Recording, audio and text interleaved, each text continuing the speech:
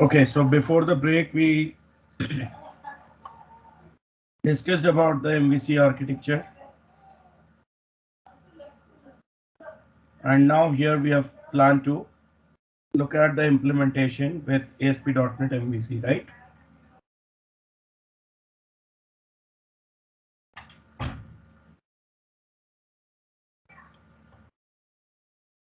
So let's go to Visual Studio.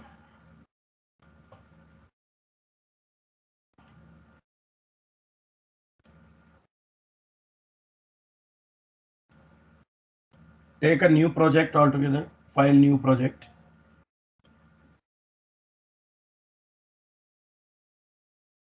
Once everyone is on the screen, confirm so that we can proceed with the next step.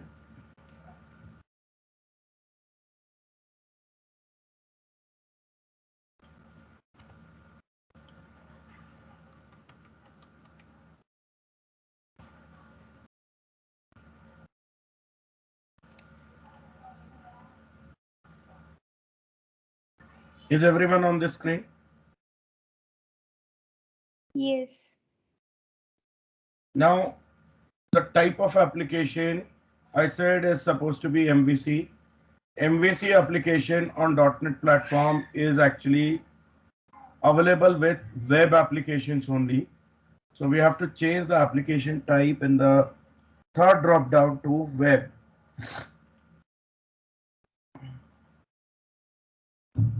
It's the last option in this drop down. Select web.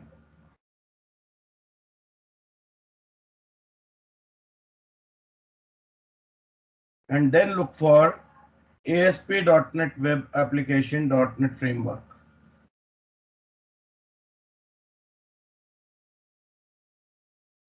This is the template I am talking about.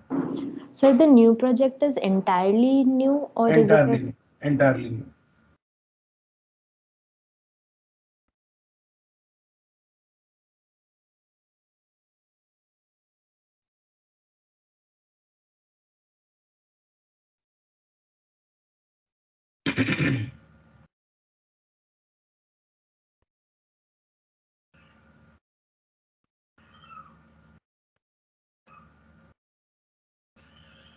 Okay, just make sure you select the correct template. Otherwise, there will be the differences in the tool set that we will be looking for.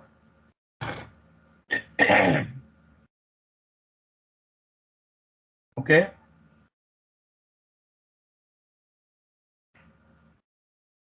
ASP.NET Web Application.NET Framework. That's the template. Everybody selected this template? Yes, sir. Yes, sir.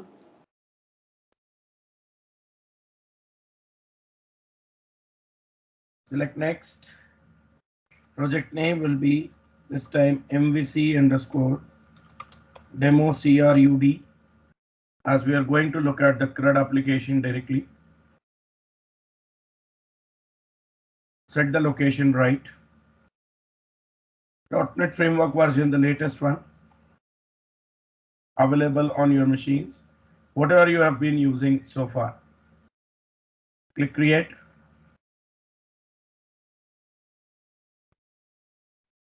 And then you should be on the screen.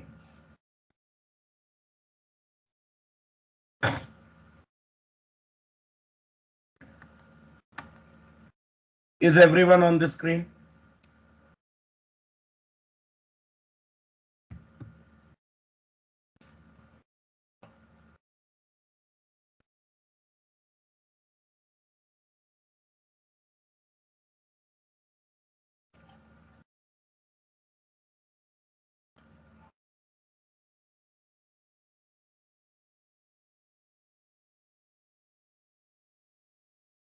Yes.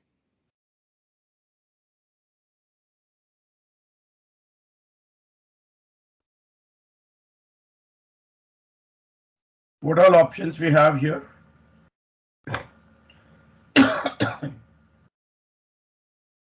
These are type of web applications that we can create.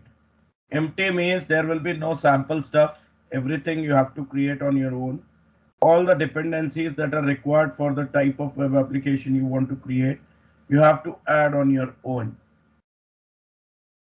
It will be just having the support for basic HTTP request and response mechanism.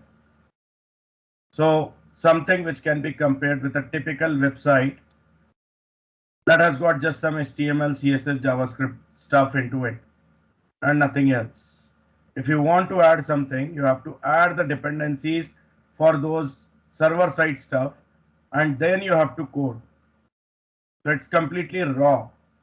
Understood?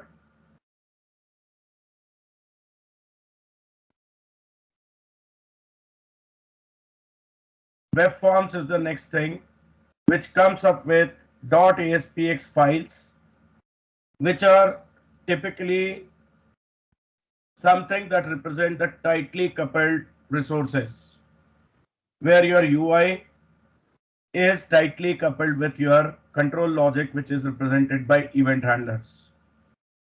So we have the typical .NET code behind model over there.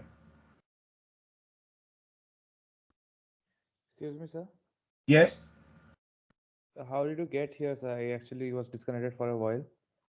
Okay, so did you start with the complete new project, file new project? Yes, sir. Yes, sir. Here you have to select web. That's the last item here. I am in configure your new project page.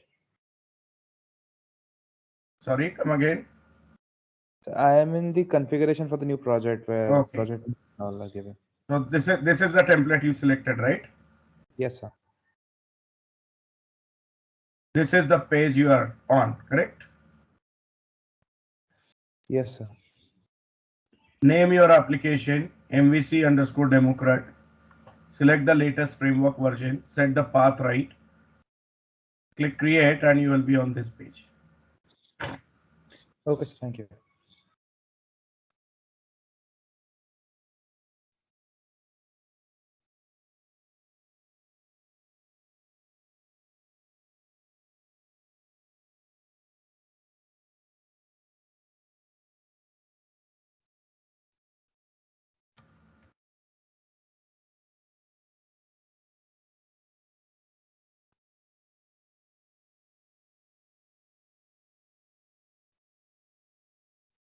Okay.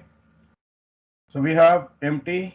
We discussed that here this is completely raw project template where everything we have to set up on our own. Web forms is ASPX files based web application with some sample also created into it, sample pages that represents the code behind model with tightly coupled UI and the control code in the form of event handlers. Then we have MVC. This represents MVC application sample, means some sample controller and some views and model created and preset with all the dependencies that are required to build the MVC application.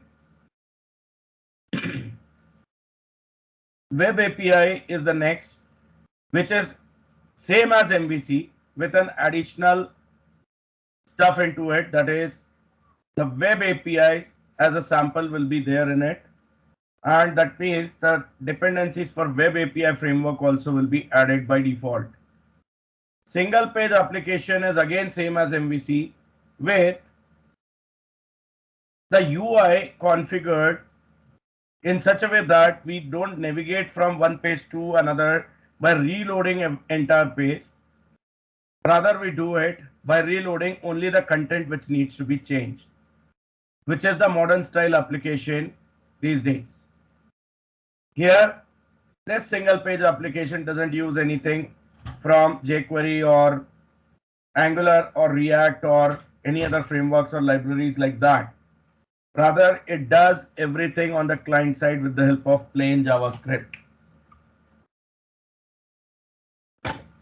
Understood? So for now, our target is MVC template. Let's select this. Everything else on the right hand side should be like what I have. No need to change anything over here. Just click on create. It will take some time and your initial project will be created.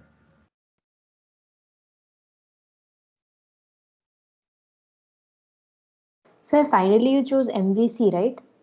Yes. Okay.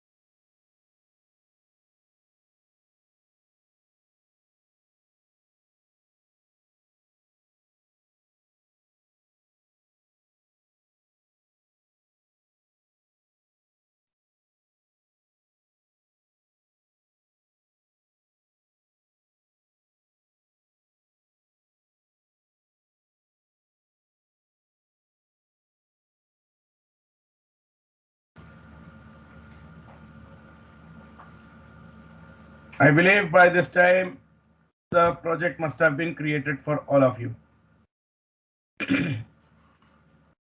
You get a welcome page like this once it is created.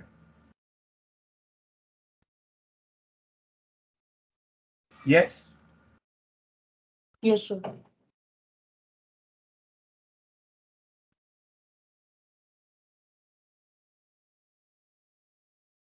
Let's close this welcome page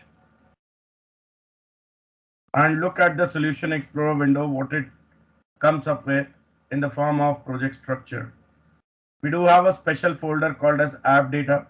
If you are going to work with some local files for data storage like JSON files or XML files or Excel workbooks or something, which will be manipulated by this application, app data folder is the place where you will keep all those files, data files basically. App start is another special folder for ASP.NET where it comes up with some code-based configuration system. So by default, you can see we do have something called as bundle config.cs, filter config.cs, and route config.cs. If I go to bundle config.cs, it is actually looking to create one logical unit for each file type that my application might need at the client side. So you can see there is a bundle being created for scripts and there is a bundle being created for styles. So one bundle carrying jQuery, jQuery validation, modernizer, and Bootstrap.js all in one entity. And then we have a bundle being created for the style sheet. So whichever style sheets we are going to use, CSS files, it is bundling them into one bundle. So at the client end, if we just put this path also, this relative path also, it knows which particular file or files need to be integrated in that context. Understood? Kind of a package we are creating here. That's what the bundle is. Understood? Instead of integrating or including individual files one by one, if there is a bundle, I include that bundle on the page. All the files in that bundle get included automatically. So that becomes easy, no? Yes? Yes, sir. The use of these files you will find somewhere here. You have a folder called as views. In that there is a folder called as shared. In that there is a file called as underscore layout.cshtml. If you open that file, here you can see we are saying styles.render some path, scripts.render some path. By default, whatever files which have been put into the bundle represented by this path will automatically be included here.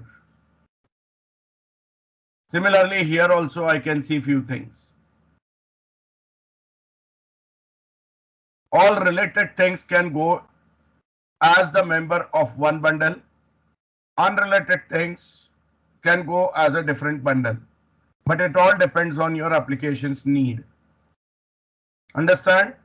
I'm not including any file one by one.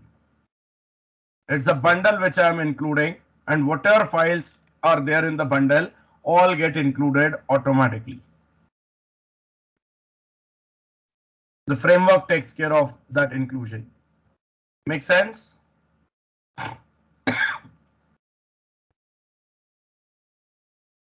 There is filter config.cs. This is basically to apply some kind of hooks or some additional code which may be required to be executed when the request begins, when the request ends, or maybe when the authentication begins or authentication ends. Maybe authorization begins, authorization ends. Anytime in the overall request response lifecycle, at any point of time, at any stage, if I want some code to be hooked up and executed in that pipeline, that's where the filters basically are used. So right now this file is setting up a global filter called as handle error. What it does is, throughout the application, if there is any unhandled exception, it will be automatically handled by this handle error attribute, and which has been designed in such a way that it by default renders the view called as error.cshtml. So this is what you should be able to see once there is a unhandled exception throughout the application, for which unhandled means for which there is no explicit handler created. There is no try catch block. Understood?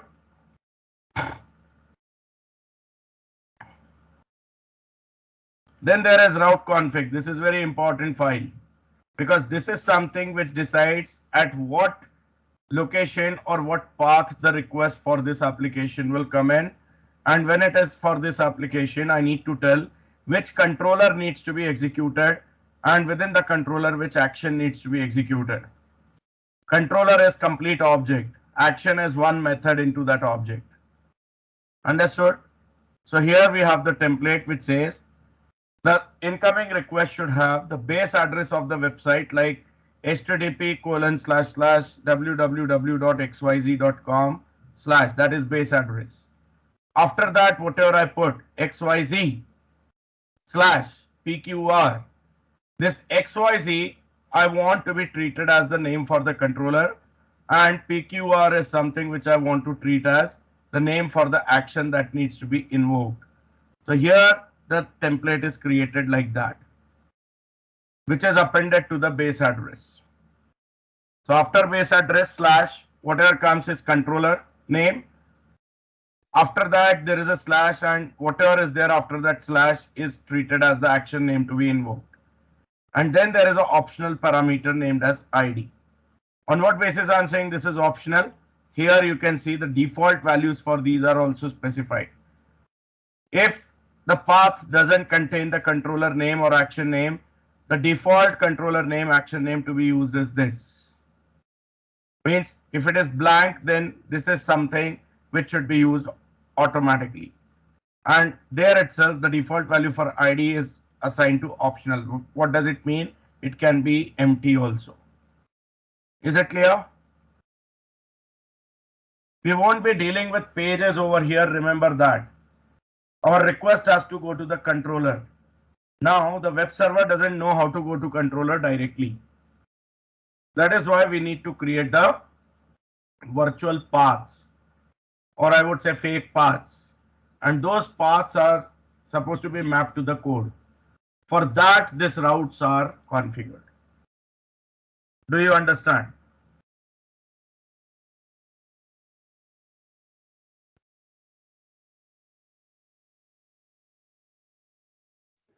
Yes, sir.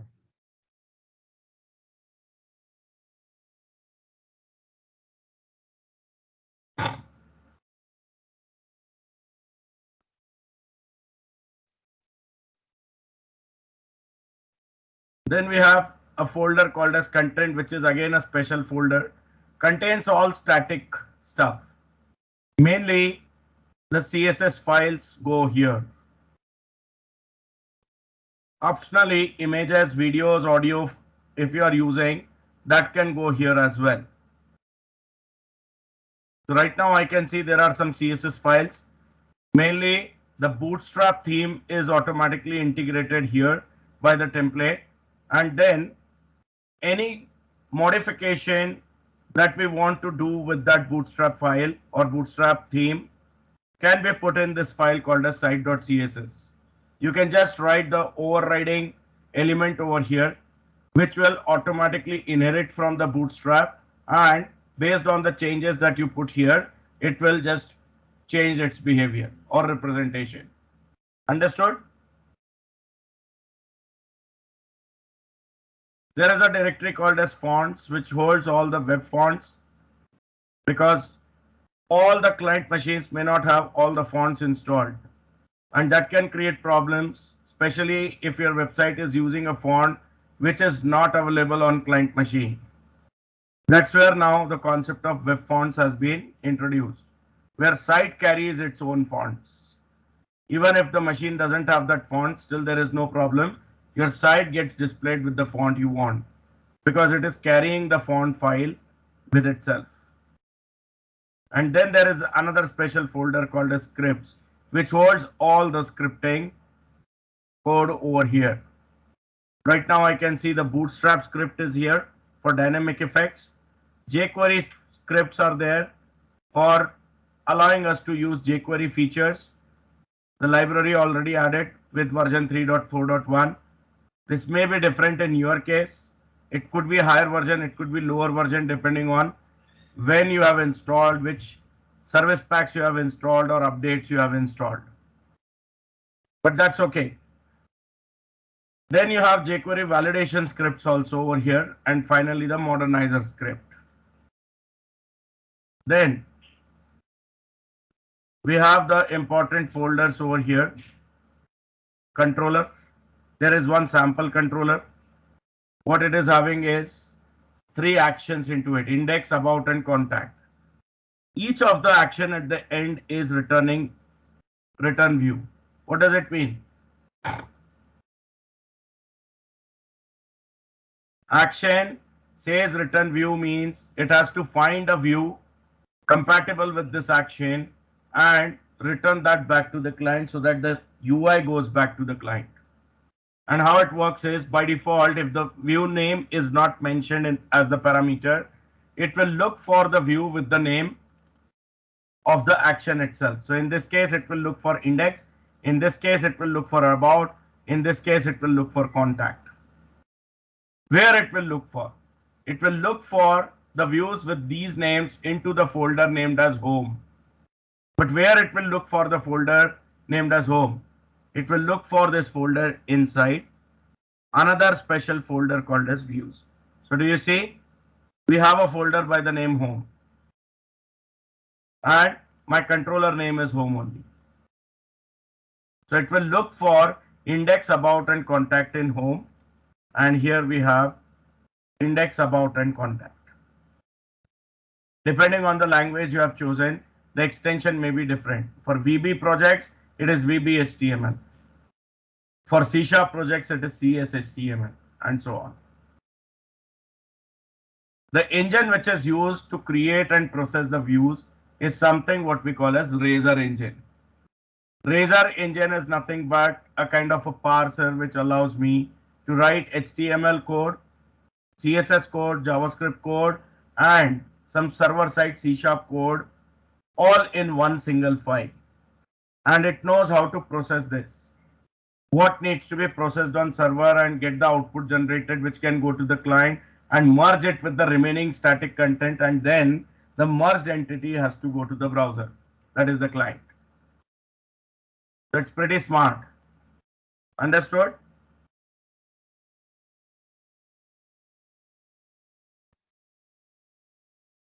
Your web applications entry point is here in global.asx.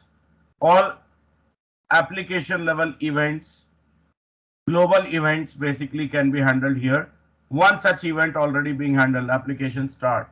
When the application is starting up, it's doing something. So basically nothing. It's just integrating those config files, code-based config files from app start folder over here, calling the methods written into those files, into those classes, right? Setting up the startup of application. You have application end, you have session start, session end, you have application error, you have application authenticated, application authorized kind of events where you can hook up your code. Basically, this is where the application starts. You do have models folder. Right now it is empty. There is no model being used. If I don't have the data to be represented, simply the model is not required.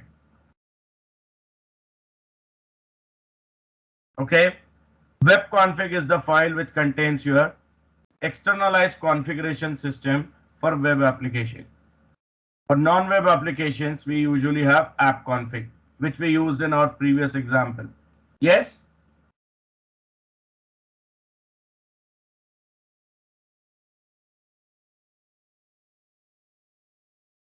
And then here, if I go to views, let's open one view at a time. Index.cshtml, you can see right now it is more HTML, CSS stuff only. No JavaScript as of now.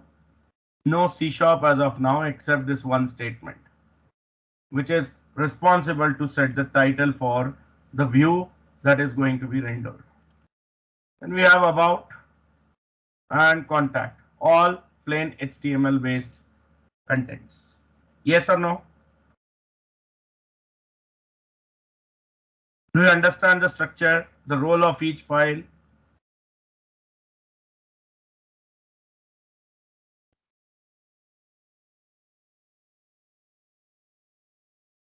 Yes.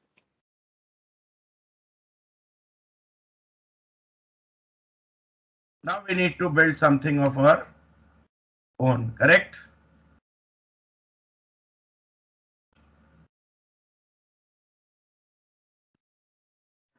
Yes, sir. What is our requirement?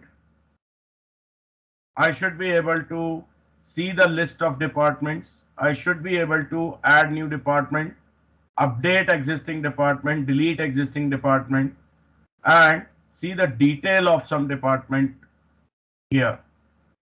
I mean, I may not be showing all the columns of the object in the list. So if I want to see the detail, means I want to see all the columns of that particular record. Understood?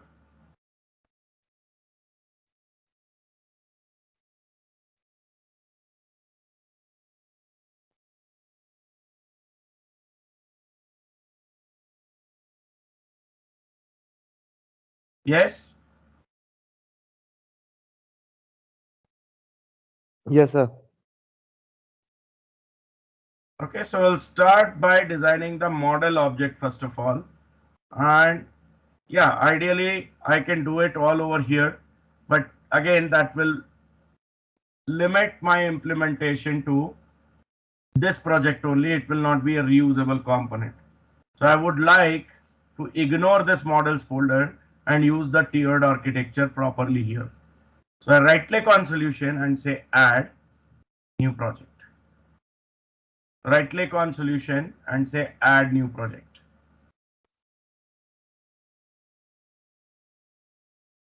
Yes?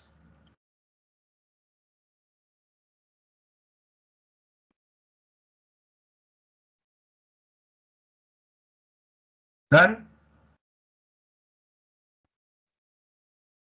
Yes, sir. We are looking for a class library. So in the third drop down, change the application template type to library. This is a known thing. It's a ASP.NET application, so framework based. I'll be looking for class library .NET framework.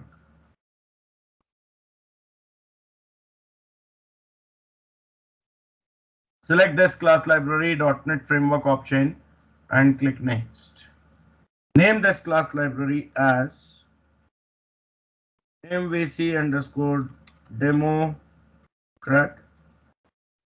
Name of the main application dot entities.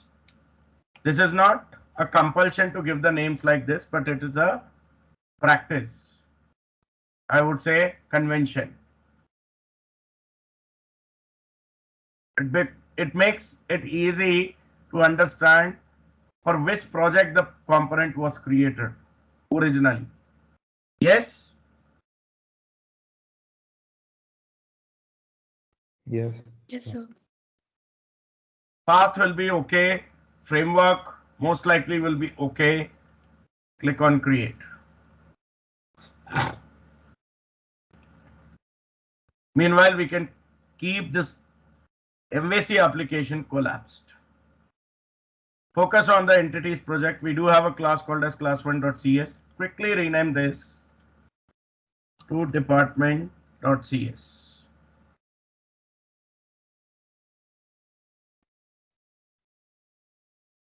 I want the properties to be created here. So prop tab int department number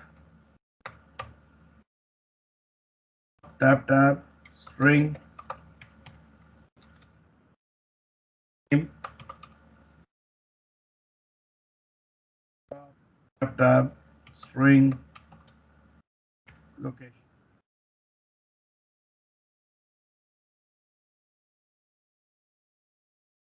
And what we did for mapping with the database?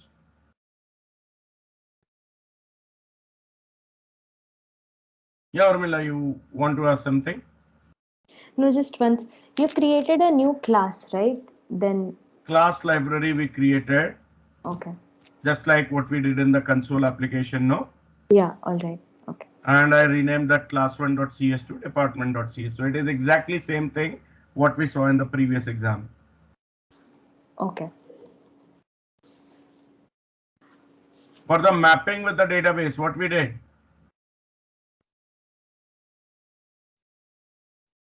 We imported couple of namespaces. Anyone remember the name?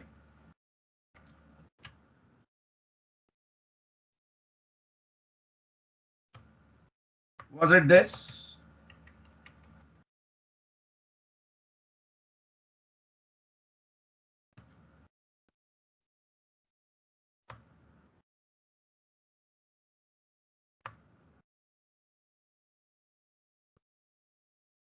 Yes?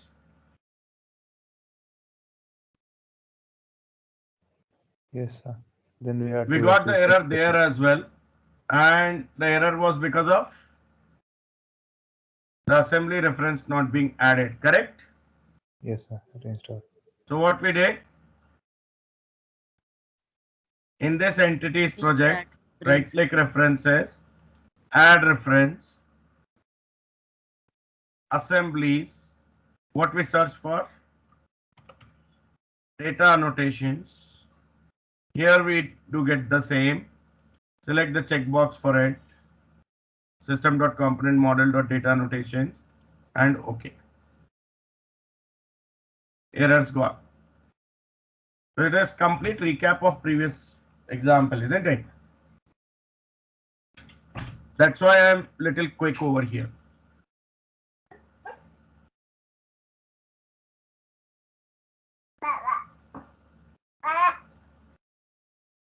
Understood?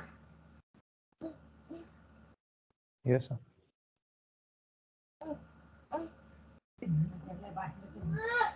What next we did? Some attributes, right? Table.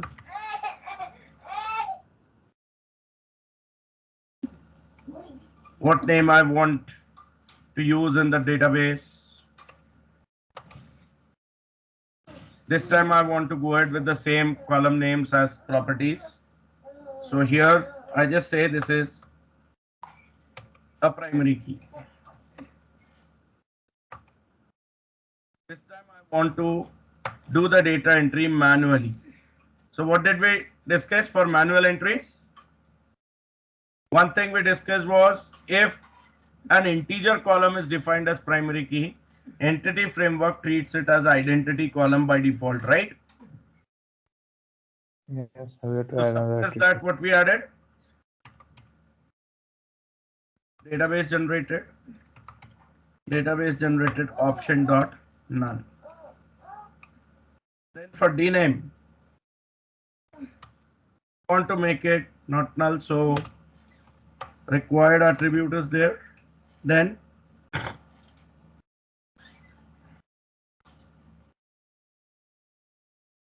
string length 50 comma minimum length equals to 3. Then location, we used max length of 50. It is exactly the same design, almost the same design. Yes or no?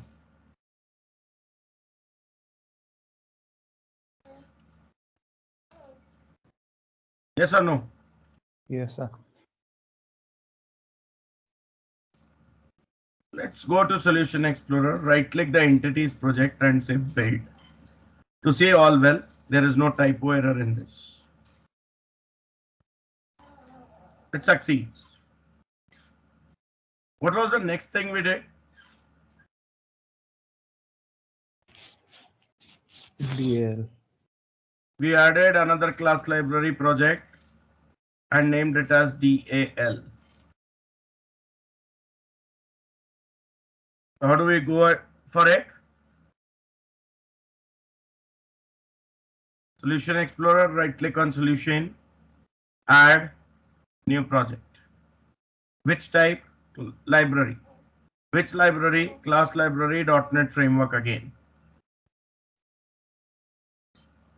Next, name will be pc underscore democrat dot DAL.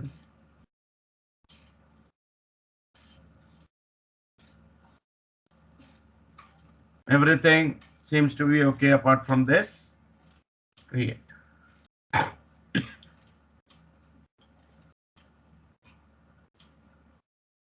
And then we get this class1.cs renamed to company db context.cs. Click yes.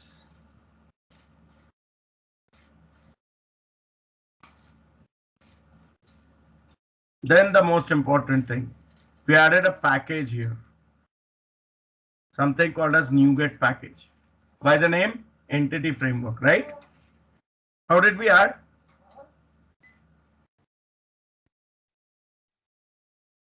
How did we add the package?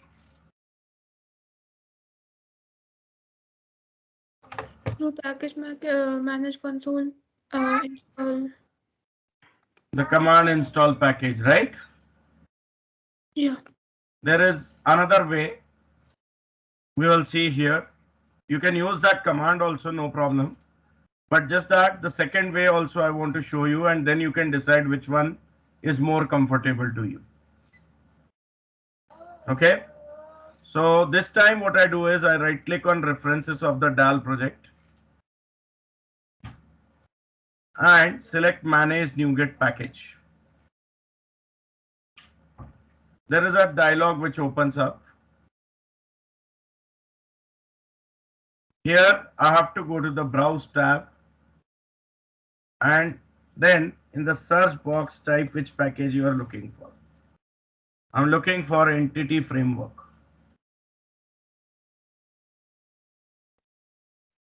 Do you see any advantage here over the package manager console? The biggest advantage is I don't need to set the default project along with the searchability using the partial name of the package also. With install package command on package manager console, I need to know the exact name of the package. If I know only the partial name, I cannot install. Here, if I know the partial name, the list will appear accordingly, and I can then select the right package that I'm looking for. I need not remember the name always. Correct? Yes, sir. So once you select the framework of your choice, on the right hand side it shows you the drop down for the version. If you are looking for a specific version, you can select. Otherwise, by default, it will be going with the latest stable version. Right? You just need to Yes, click sir. on install here. So no command you need to remember this way. Just some steps. Now here it shows you the preview of what is going to be changed in your project. If you are okay, you can just click on OK. Optionally, for some packages, there could be the license acceptance dialog popped up. For any component which is licensed, this dialog will pop up. So here we have to choose I accept. There is no other choice. I decline means the package will not be installed. So if I want it to be used, I have to say I accept. How do I know whether it is installed or not? UI got changed on the right hand side here, right? Earlier it was showing version. Now it is showing installed and version. Earlier it was showing only one button, install. Now it is showing uninstall and update. Right? That means my package is installed successfully. So can you please tell again like how this package is installed? Okay, so which step you want me to start with, Nitika? So demo from starting only. You created the project. Yes, sir.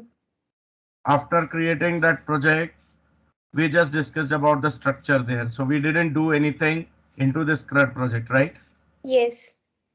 Then we added a class library for entities. Yes, sir. Done. Class library, class1.cs we changed to department.cs, Yes, sir. which have this entity class created into it. Correct? Yes. To make these attributes use, here we added these namespaces, right? Yes. And for these namespaces to work, we added a reference over here in this entities project to system.componentModel.data annotations, correct? Yes. Then we added another class library project for DAL. Yes. In that, the class1.cs we renamed to class company db context.cs. Okay. Then directly we right click on references and select add reference. Right click on references and say manage NuGet packages. So we get to this UI. Make sure you are on the browse tab. Okay, what option after clicking on references we need to select manage? Manage NuGet packages. Okay. There will be blue colored icon in front of it, right? Yes. So once you select that, you will be on this view, and here you have to make sure you are on the browse tab. Okay. There you have to search for the package which you are looking for, either by typing the full name or partial name. Okay. It comes up with the list wherever it finds the match, correct? We are looking for the core entity framework package. So here I select entity framework. On right hand side, you can see the version. Latest table 6.4.4 must be getting displayed for your screen, right? Yes. And there must be an install button here, correct? Yes. Click on that. Okay. Once you click that, there must be a dialog box opening up for showing the preview about what is going to be changed in the project. Just click OK. Then it comes up with a license agreement. Yes? With two buttons, I accept and I decline. Yes? Yes. What do you have to say? No choice. You have to say I accept if you want to use it. Click on I accept. And in a short while, the UI will change to this, where now you have installed and version, and the button install is gone. Instead, you have two buttons now with the title as uninstall and update. Getting it? Actually, it is not showing up the same option for entity framework here. Can I just share my screen? Yes, share your screen.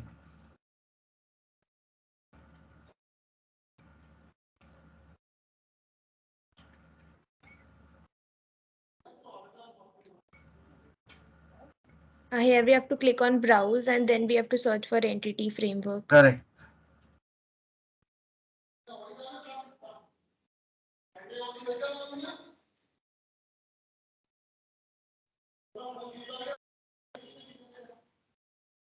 What we have to do next?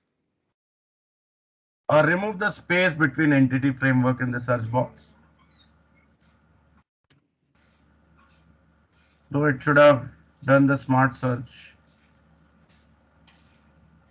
Yeah, before it was not there, but still it is not showing up the same options. Let's see. Scroll down a bit.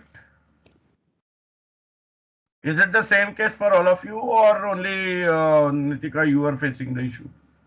You have put wrong spelling of entity. That's why. Okay, sorry. It's a little blurry at my end, so. Oh, again, it is wrong. Nitika, you put entity. It is entity. ENTITY. Yeah, there it is.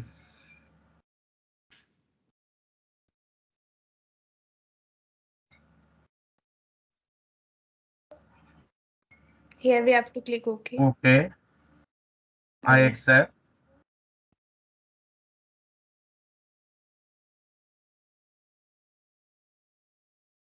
Done. Thank you. Right, you can close that tab now.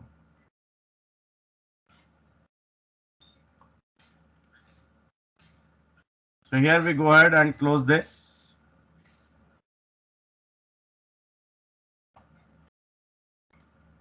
And move to company dbcontext.cs.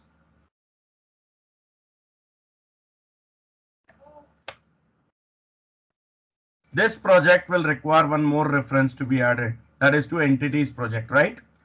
So right click on references and say add reference. Select projects on the left hand side and select entities. Click OK. And then here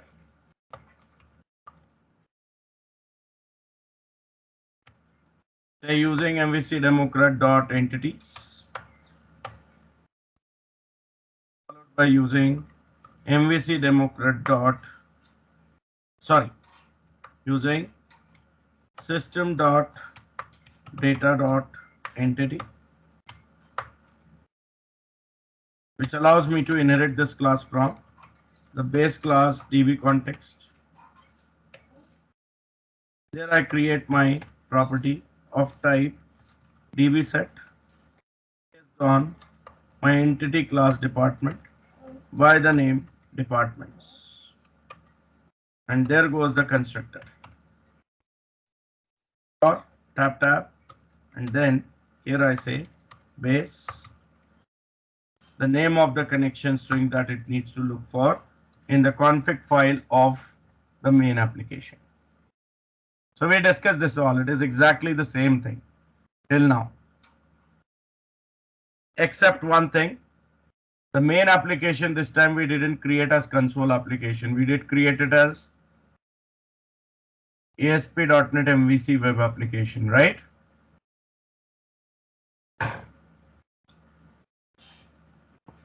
Right?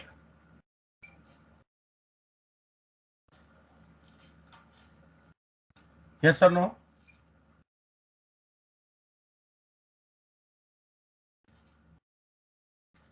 So could you please say it again, so whatever you said?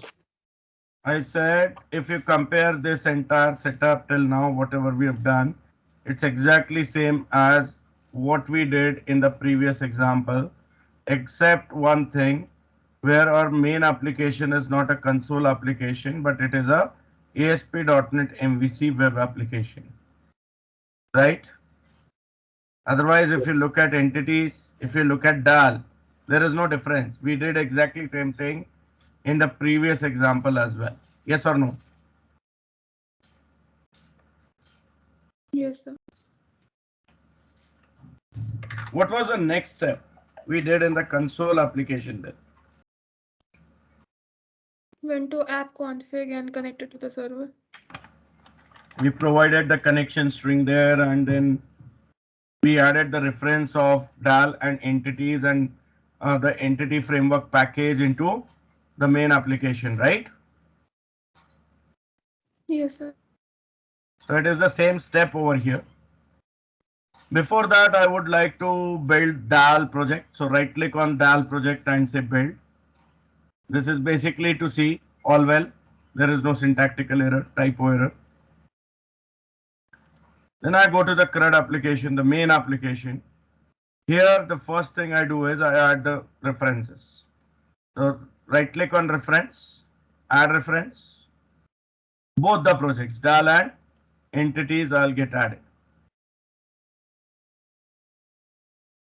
Repeat, add reference, projects, both the references I add, DAL and entities, and click OK. Done.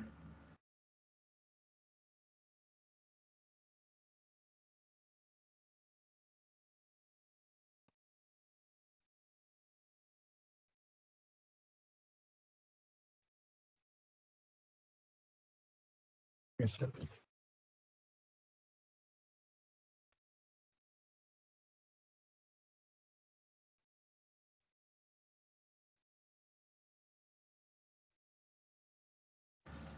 Done, everybody?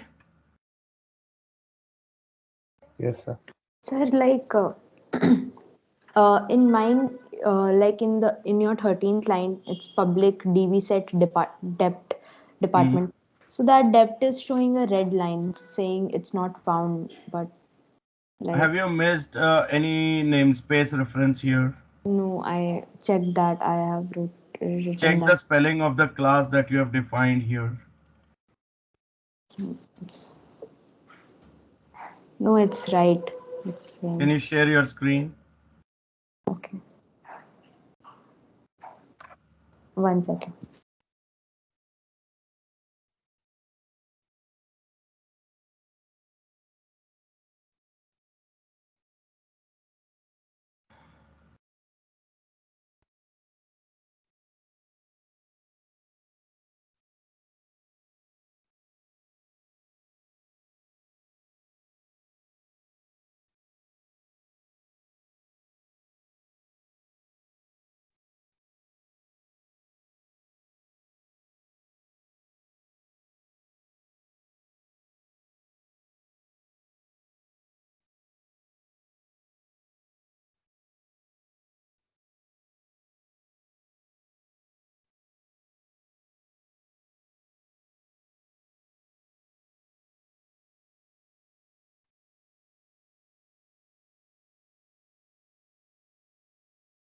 Can you see my screen? Can you see my- Yes. Yeah.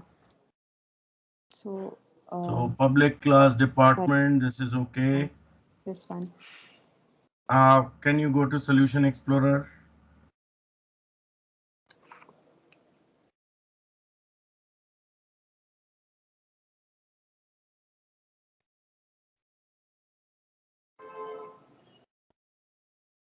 Okay, so the problem is, I guess, you created this class in the web application itself. The application type itself is wrong. Can you remove this MVC demo DAL? Right click on the project and say delete. This one entire. Yeah, that was supposed to be a class library. You created it as a web application. MVC based web application. No, not this. The whole project I'm saying delete that. Okay.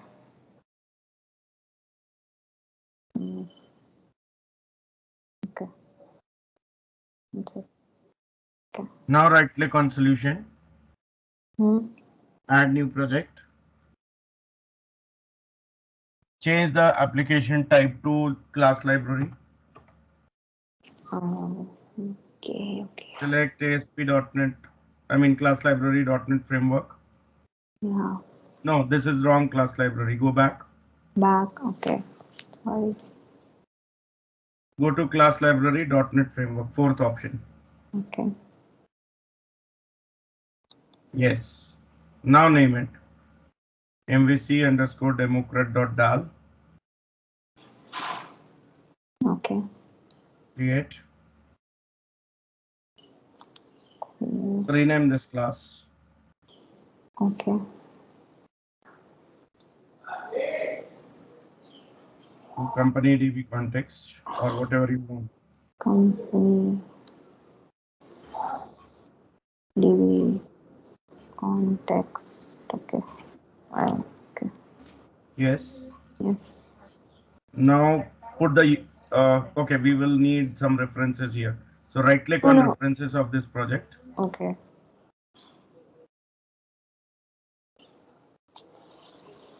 Okay. Everything is References. Add reference. both, no? Yes. Not both actually. Remove the first one. Only entities in this. And then again right click on references. Manage NuGet package. Browse. Entity framework.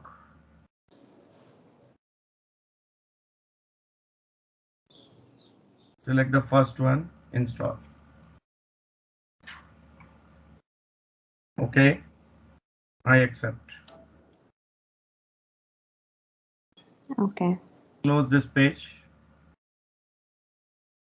Now here put using. Okay, no, I copied that. So this thing, no? Yes. It's still not. No, we will write it again. Just say Okay. undo. Control Z. Okay. Just put the using statements. Okay. Only 2-3 statements are there, so better to write again.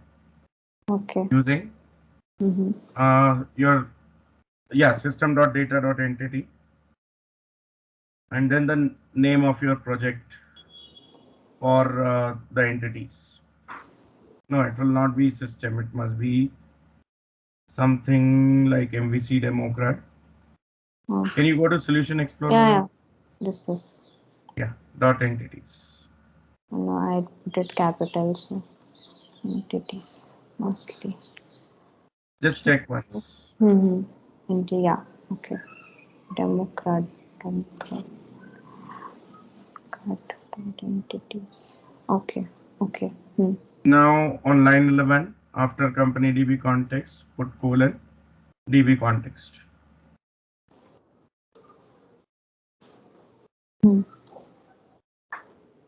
Okay, and then on line 13, type PROP and press tab twice.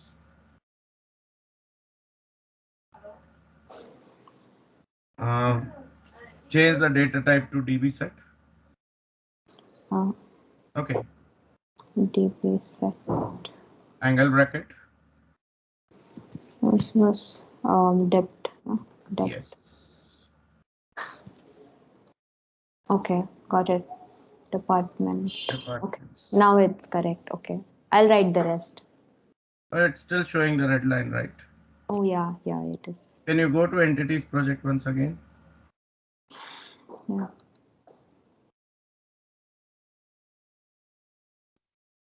Okay, so entities project also is created as a MVC application. So do one thing. Delete this. Open the depth class in entities. There is no depth class. It is in demo. That's why it is showing the error. So just remove that project and recreate and create the depth class Depth quickly. depth class is in entities.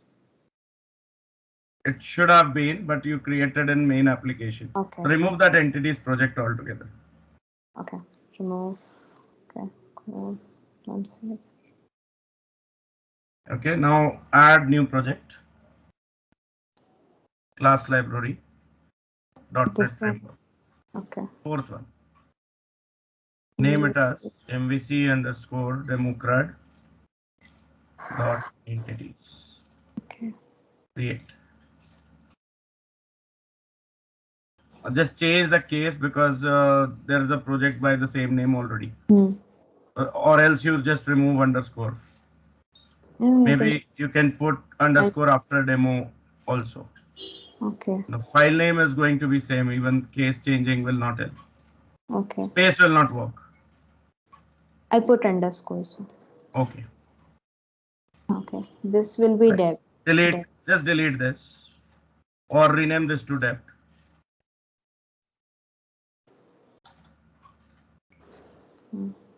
Okay, now go to your demo CRUD application. Copy from line number 12. Demo CRUD application. Yeah, this this one, one no? only. This one only I'm saying. Copy from line number 12 to line number 25. And paste it here in place of this class. Remove this class first. Paste. Okay. Now you have to add the reference. So Reference. go to Solution Explorer. No worries, just delete this file. Go to Solution Explorer. I'll just add this. Okay. Solution Explorer. Reference. Add reference. Add reference. Assemblies. Assemblies. Search for data notations. Data. Notations. Select. Okay. Now again add reference. Okay, this is okay. This is fine. Fine. Okay. Just right click on entities and build it once again. Go to Solution Explorer. Right click on entities project, build.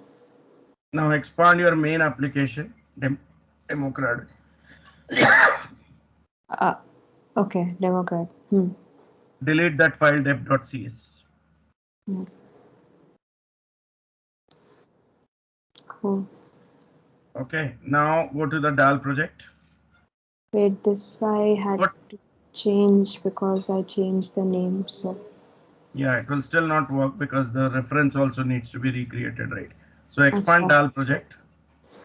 Okay. References, right click, add reference, projects, select entities project here now. Okay, so it's all well. Now, right. Thank you. Just click at the end of line 30. Okay. And press enter. Type CTOR. Tab. Now click at the end of line 40 and base within double quote CS. Now go to Solution Explorer.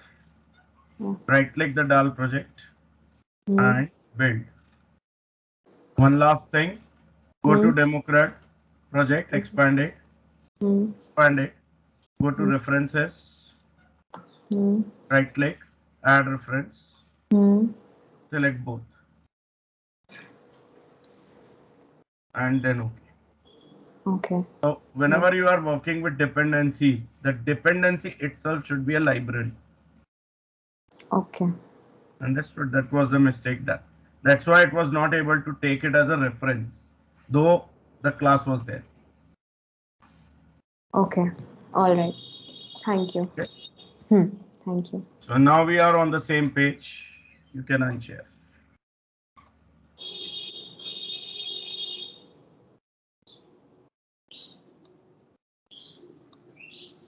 I hope my screen is visible. Yes. Last thing we saw was in Democrat application, the main application, references, we right click, add reference, and we added the entities and DAL both. Correct? This main application requires entity framework to be added as well. So references, again you right click on the Democrat application references, main application, select manage NuGet package, browse, again search for entity framework, select entity framework and click install. Earlier we added in DAL, now we are adding it in main application. Got it?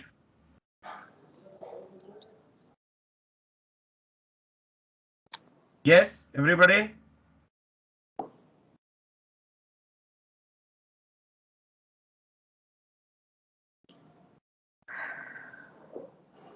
Everybody done? Two references we added here to our projects, entities and DAL, and then we added the package for entity framework in the main application. Only three total references we have. There is nothing else changed yet in Democrat. Understood? Yeah. The entity also you put in Democrat. Yes. Okay. Main application will require to work with the individual department class also, no? In order to create records or update records or search records, delete records, correct? Just like what we did with console application. Am I right? Yeah. Right.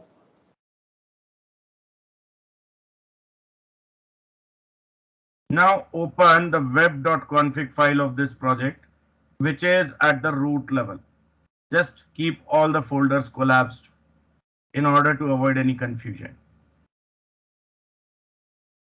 This is the project and this is the web.config file. Just after packages.config you have it. Open it. Looks little complicated than app config, right?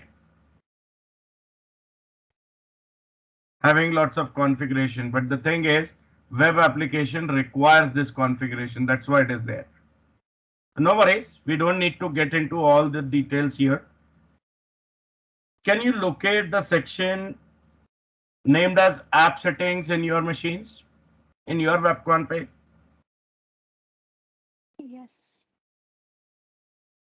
Just be on the line where, end of the line where /app settings tag is there and press enter. So basically what I mean is create some space between /app settings and system.web. Done? Here we will add connection strings. See how we added in console application. Again, here also I say clear in order to get rid of any connection string that system is adding on its own. And I say add name equals to CS, provider name equals to system.data.sql client, and then I say connection string equals to server equals to local db /ms SQL local db database equal to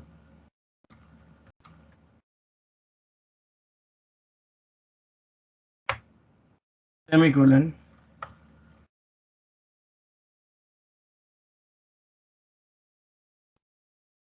underscore connection equals to true, and then one more parameter we added. What was that? Multiple active result sets equals to 4.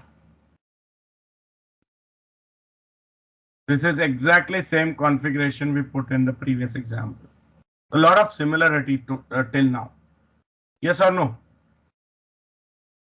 Yes, sir.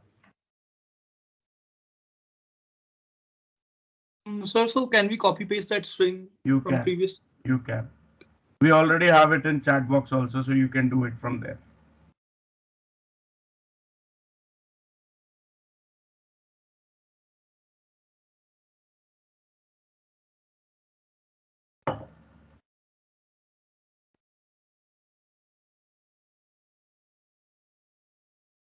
Done?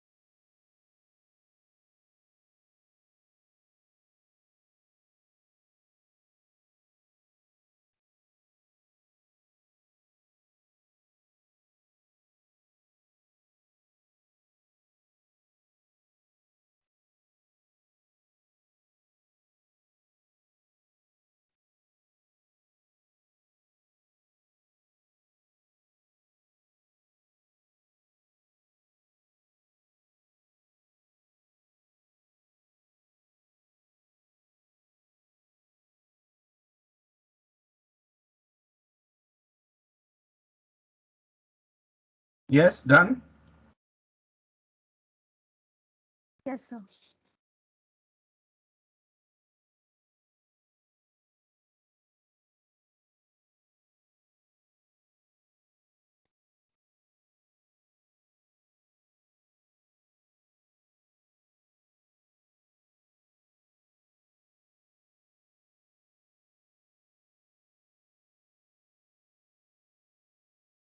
Let's close the web.config file. Build your demo CRUD application, the main application at this moment. So right click and build. And make sure you get the message build succeeded.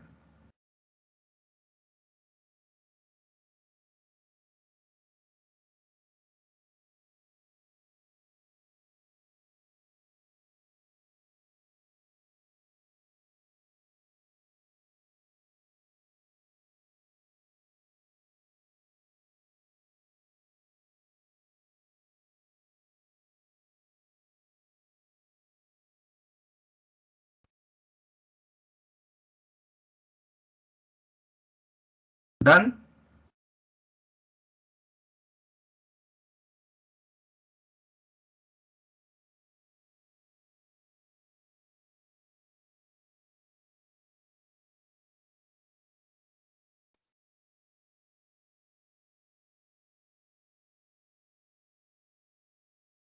Yes, sir.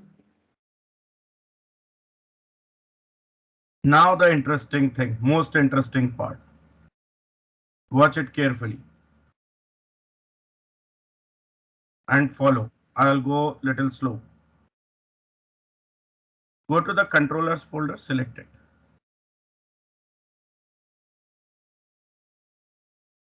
Right click the controllers folder.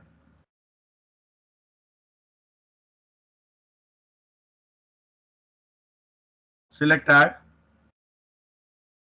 and then you have the option for controller. Click that and just wait.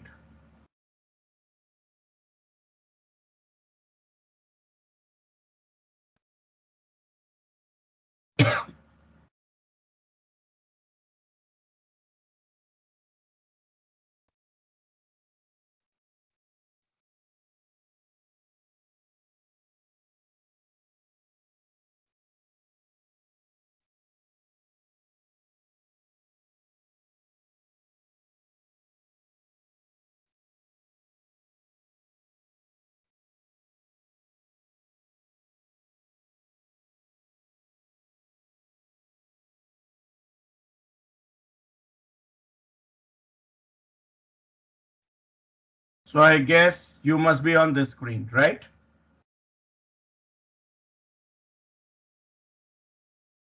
Yes? Yes.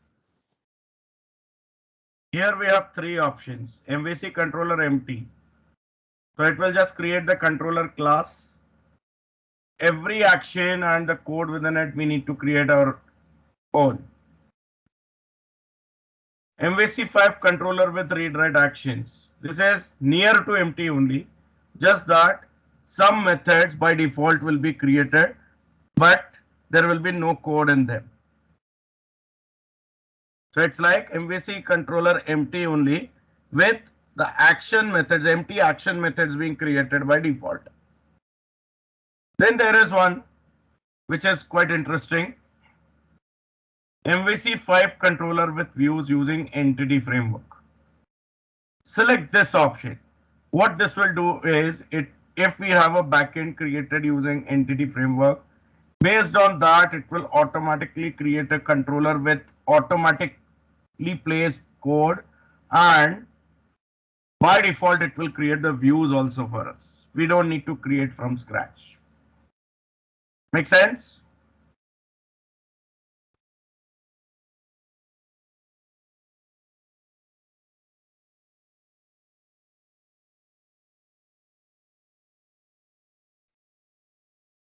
Select this option and click add.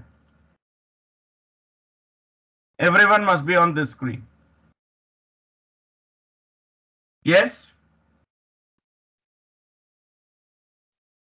Yes, sir. We have to It's say asking like which one, sir? third one. MVC controller with views using entity framework. Then click add and you will be on the screen. Yes?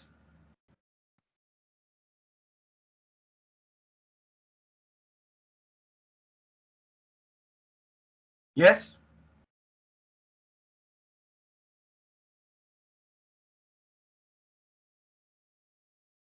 Yes, sir. Yes.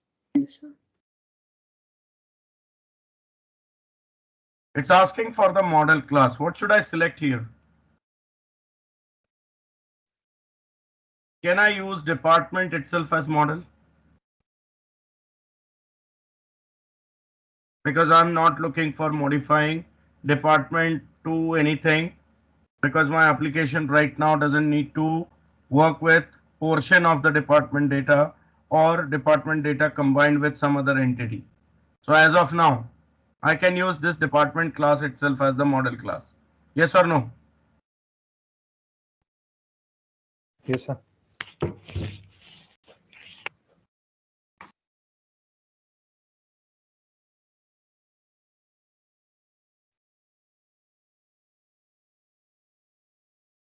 Then there is an option for data context class.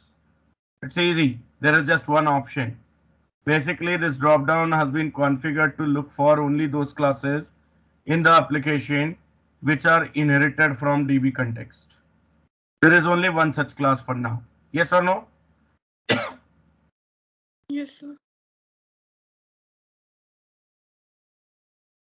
Select this company DB context. We want the views to be created, so we'll keep this checkbox on.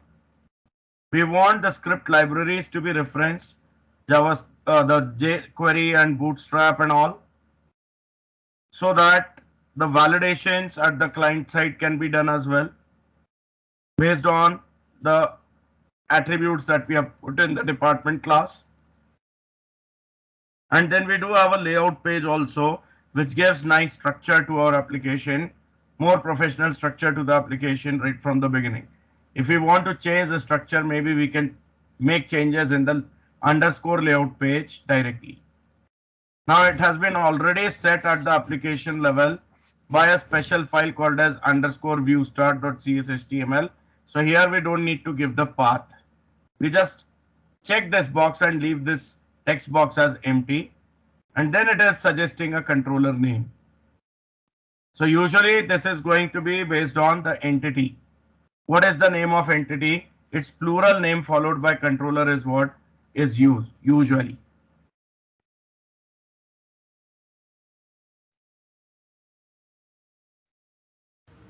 Excuse me, sir. Yes. I'm not getting anything like entities in my model class. What all options you see here? I have the bundle, filter, and root, all three, not the dead. Did you add the reference to entities project in the main application? Yes, I did. Just check once. Yeah. Just Which cancel one? this. Just cancel this and check. Yeah.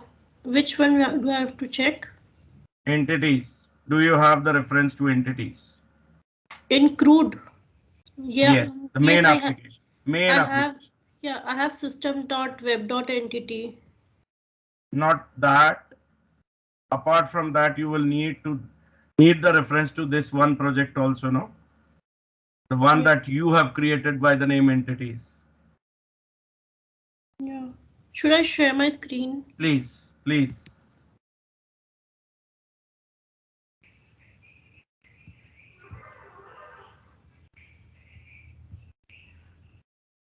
Yeah. Can you see my screen? Yeah, it's loading. Yes, I can see. Okay, so just collapse references here. See the last project you have, right? MVC democrat.entities. Yeah. I'm asking you to add the reference to this. Okay. So just right click on references of crude application, main application. Yes. Add reference, project on the left hand side. Select Okay, these this two one. checkboxes. Okay. Click OK. Now right click the Democrat application. Select build.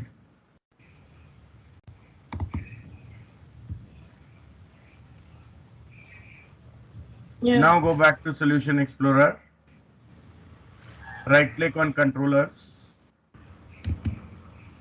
Right click on controllers. Yeah. Add controller. Third one. Add. Now check. Yeah. You should have data context also now.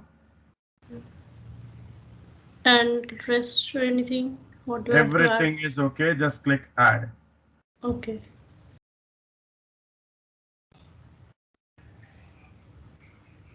Okay. So layout page already referenced in view start. Controller name will be departments controller suggested by default. So I'm okay with that. And there I say add.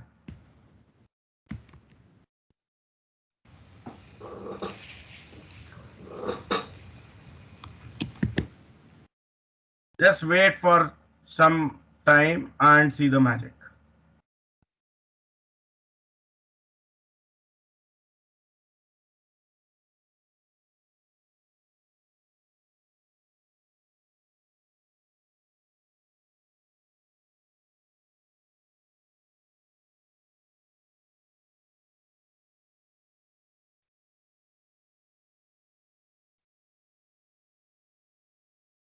It's finished. And you see there is new controller added here, departments controller, which is this class here. Inherits from the base class called as controller, provided by the namespace system.web.mvc. Then here you see there is a private data member defined by the name db of type company db context. Here I do have my first action index, that is returning a view, and I'm passing some data to it, db.departments.toList. What does it mean? I'm passing the complete departments collection as the model to this view. Remember that diagram where I said controller sends the model to the view? This one. Yes?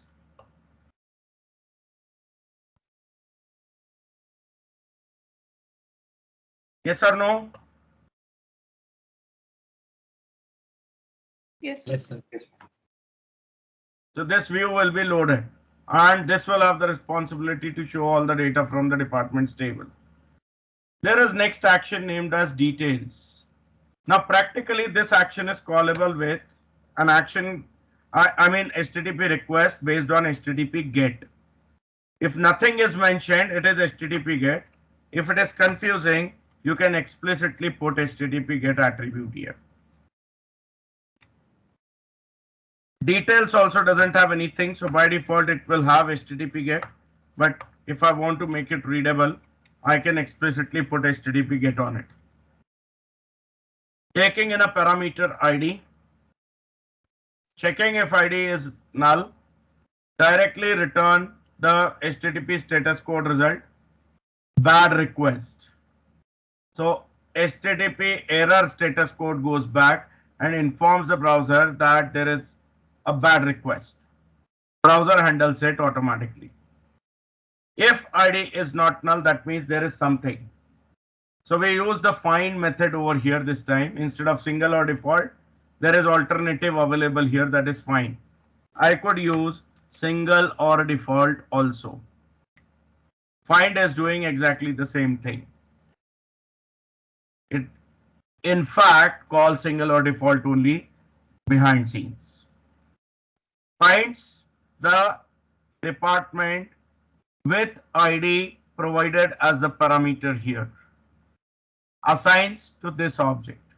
But then there may be a department with that ID, there may not be a department with that ID. That's why we put a check. If it is null, return the HTTP status code not found.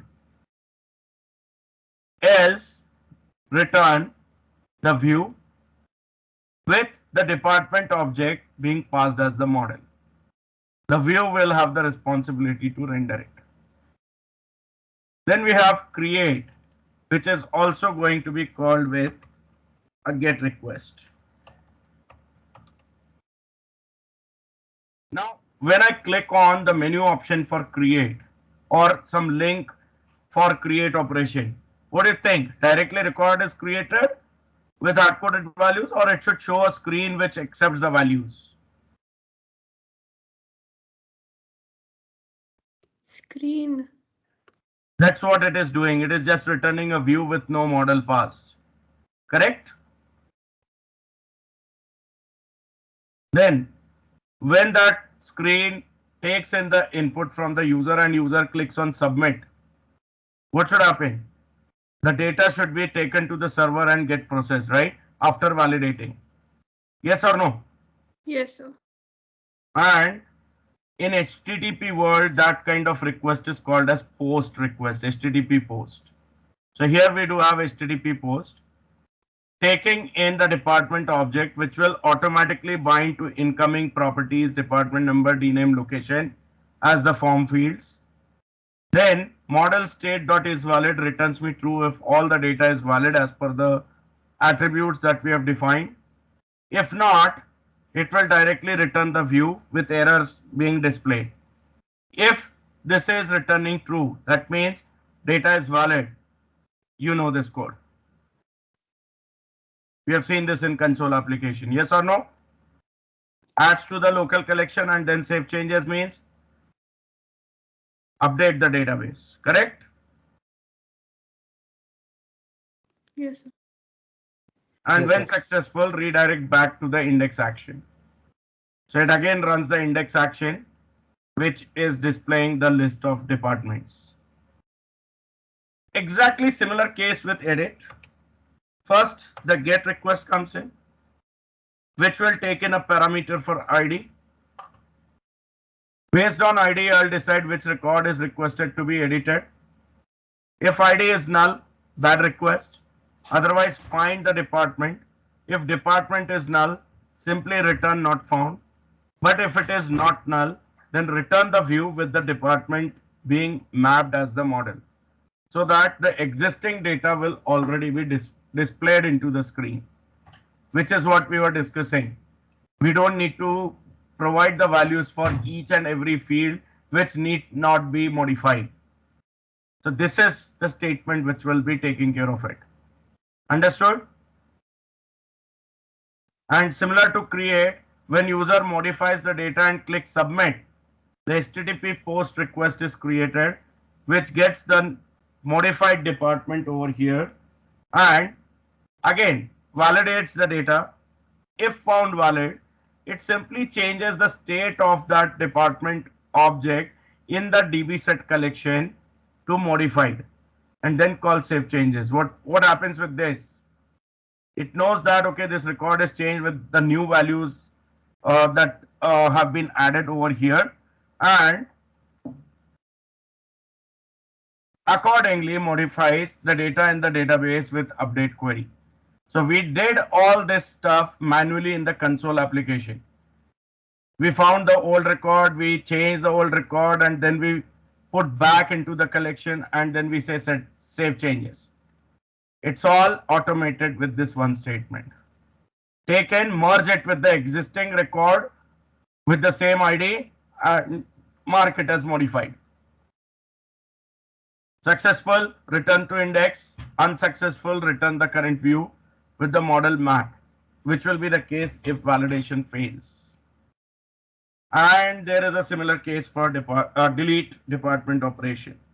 So there is first request coming in with get request, taking ID. Maybe before deleting, I want to show the preview so that the user can confirm whether this is the record he wants to delete or not.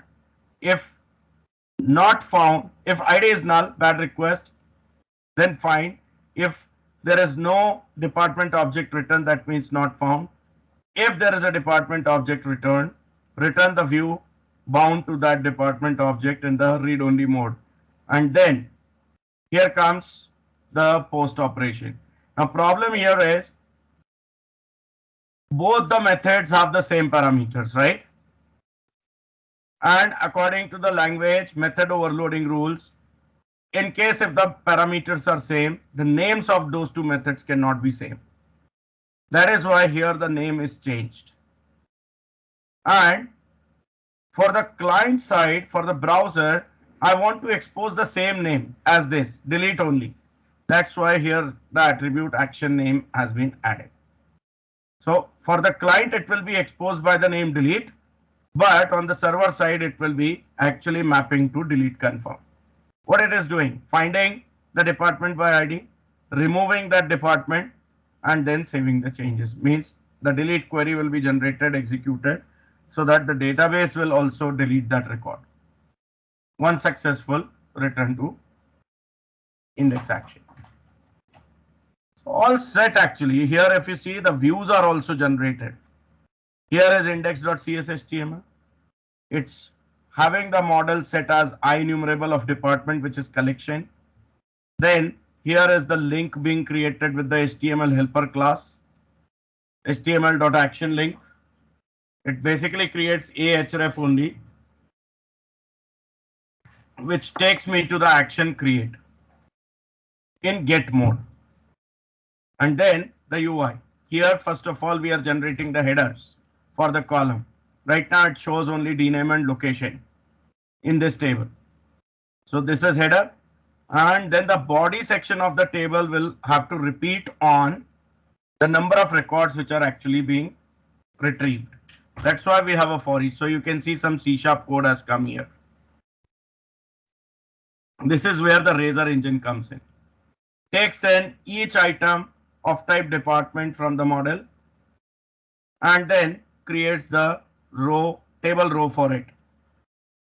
Right? For dname 1TD, for location 1TD, and then one common TD for edit details and delete links. And because these actions require the parameter ID representing department number, we are passing that parameter here. So this is your index.cshtml. Here we go to create.cshtml, binding to the model department, this time no collection. And here is the html.begin form, which creates the HTML form. Validation summary basically is going to collect all the object level errors. Bootstrap class text danger, make sure that the errors are displayed in red color. Then here we have the design for the actual UI. there is a label that is created for department number. There is editor model for department number. Now editor for means what? It's a smart control. Based on the data type, it will generate the UI. If the data type is string, it's a text box. If data type is some numeric type, it will be numeric up down control. If the data type is date time, it automatically generates a date picker. Date time picker basically. Understood? And then there is validation message for this is to display any error that is specific to this property. Same way here I have for dname, same way here I have for location, and then I have the submit button at the end, which will create the HTTP post request, and at the very end I have another action link to go back to the index page. Same way here I go to. Excuse me, sir.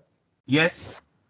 So what changes did you make to department controller.cs? The HTTP get Practically no changes required. It is just to make the code a bit more readable. I just put HTTP get attribute on index, on details, on the create method with just one line of code. Here HTTP post was already there. Edit, the first one, which had only this much of code, and then post was already there, and same thing I did for delete. HTTP get I added here, and HTTP post was already here. Okay, sir, thanks. It's basically just a readability thing. Correct, correct. So even if it is not there, it is by default HTTP get only. Okay. Okay. Then let's say the edit.cshtml, which is quite similar to create.cshtml only. You can see almost the same content we have. Create, let's see if it is taking in input for department number. Yes, it is. Edit, we have only for dname and location, and for department number it has created a hidden field. That's good because department number should not be allowed to be modified. Then we go to delete.cshtml. This is a read-only view once again. So no editor for, just display the values. Maybe if I want department number to be displayed here, what I do, just go to delete.cshtml and locate this code, copy both DT and DD pair for dname. One is for label and one is for the value, and paste it above, and then make changes here so that the department number also is displayed.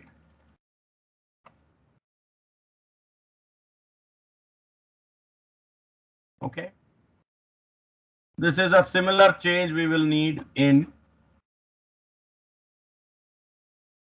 details.cshtml as well.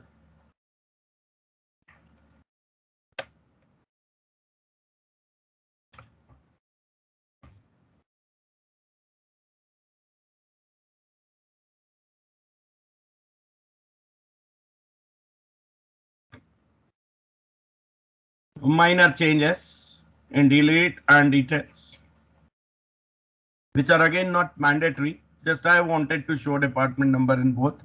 That's why I added this, otherwise not required. Then the whole logic is already in place. I just need to create a menu option in the application. So I go to shared folder under views. There is a file named as _layout.cshtml. Let's open it. Your menu system is here, represented by this UL and LI items. I just copy the last LI and paste it and make changes.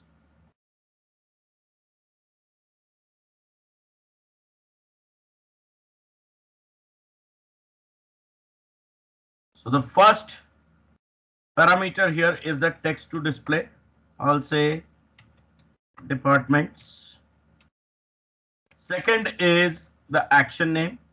I want index to be invoked. And third one is the controller name. I'll say departments. DPDS. Full name need not be given. System knows that this name has to be suffixed with controller behind scenes. So system already is doing it. If you put full name departments controller, it will look for departments controller. That will be a problem, right? It won't be found. So just put the name without controller here. And then one last thing which is pending is migrations. Yes, Samriddhi? Yeah, so you added index here, but in the first line it's already added home index home. Check the action name, controller name. Oh, it's home, so it will be different. Yes. Home has got its own index action, and I am calling index from departments now. There are two controllers, right, Samriddhi? Home controller already has got its own index.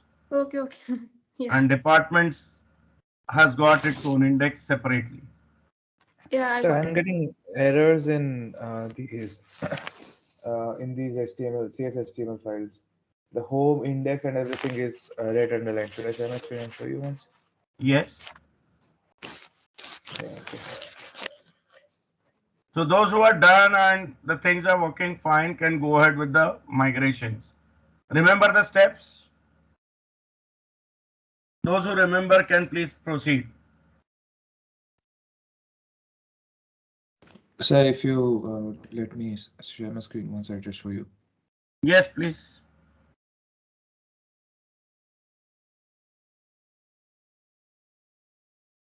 Is my screen visible, sir? Yes. Can you build your application once? Okay. Sometimes these are false errors also.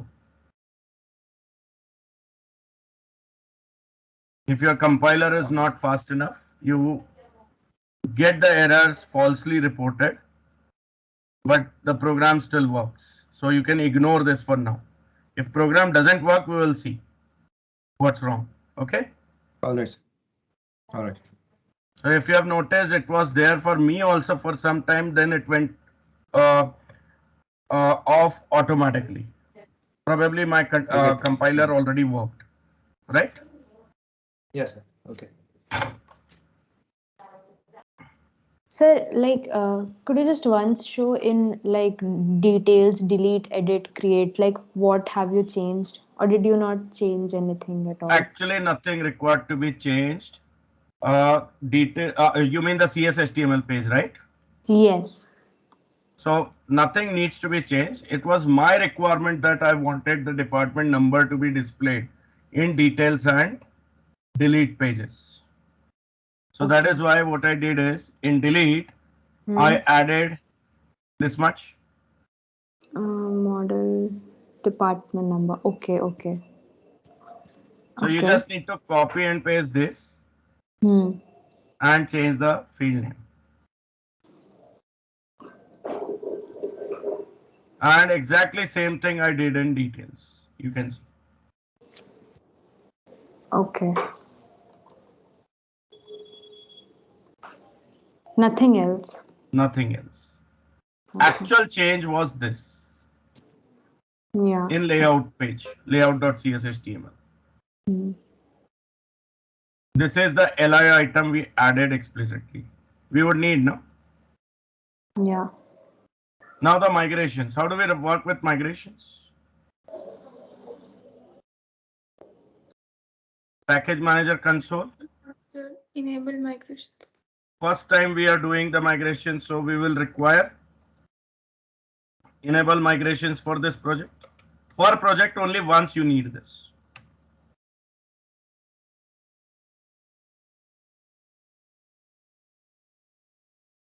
Interesting. What it says, no context type was found in the assembly MVC demo credit. Can you tell me why this error? Earlier we didn't see this. It's a simple question. Basically, the error itself shows me the solution. It says there is no context, means DB context. So yes, my main application doesn't have DB context. DB context is there in DAL, right? The implementation of DB context is there in DAL project. I select DAL project as default project and then say enable migrations. Oh, so many errors. Let me see this time what's wrong.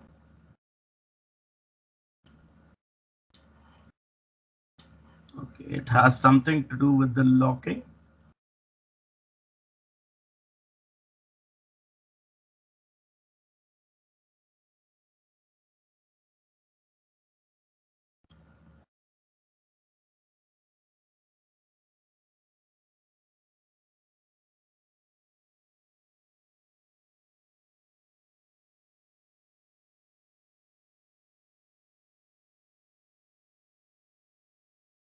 Try once more.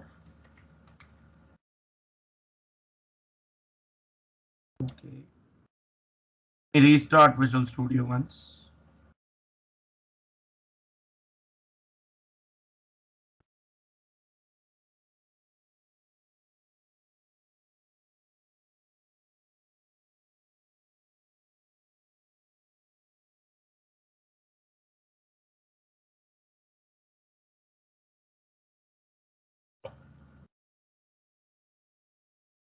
There is one update that has started, so just bear with me.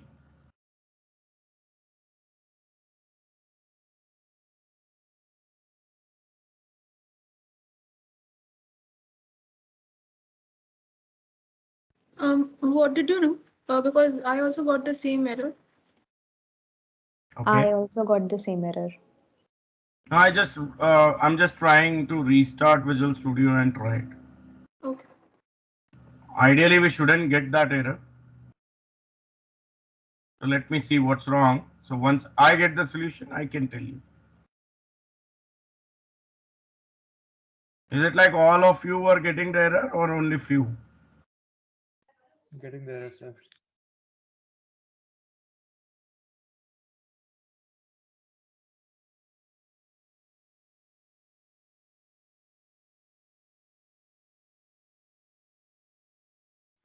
So do we need to install entity framework because it's saying that entity framework.powershell.dll not found? We actually installed entity framework already in the main application now.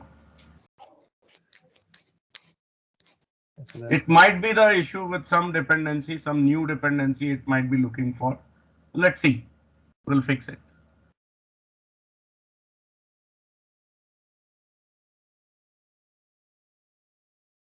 Many times what happens is the updates come and they make some changes into the way how the things are used, right? Some new features it tries to bring in. For that it comes up with changes. So we need to see exactly what is the issue and we'll get it fixed. It won't take much time.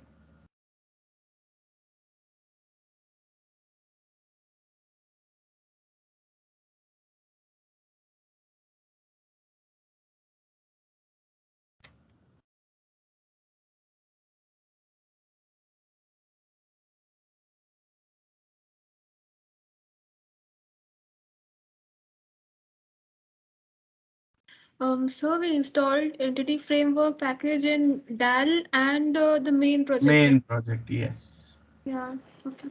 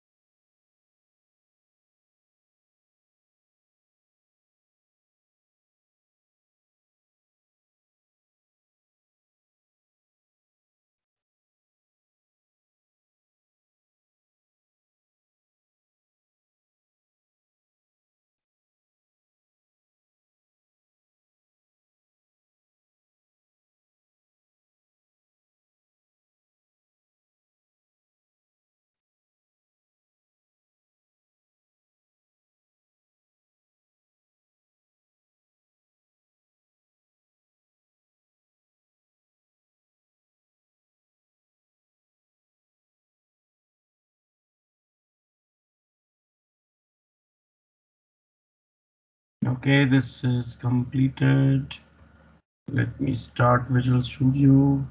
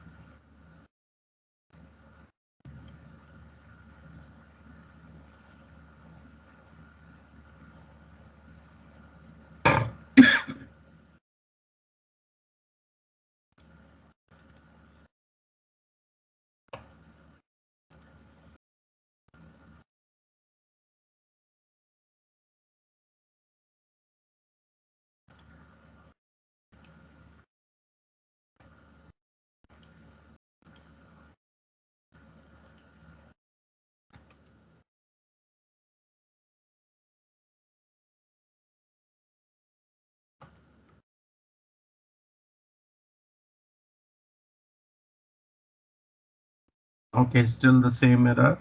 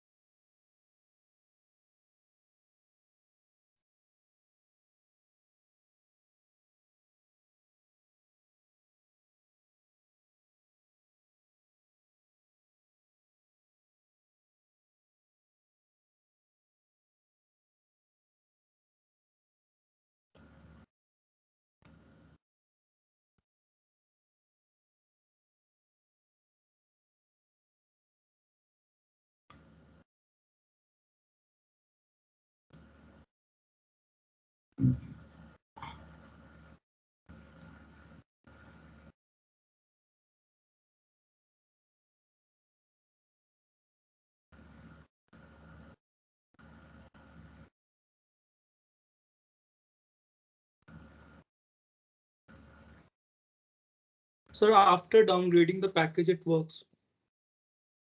Which version you are using? I found the solution on like Stack Overflow 6.1.2. Yeah, so what that means is in the latest version, they might have split up entity framework into 2 or more packages. So most likely we need to add one more package here. This will also work, just that we need to add another package. So just a moment. Let me see what is exactly the package name.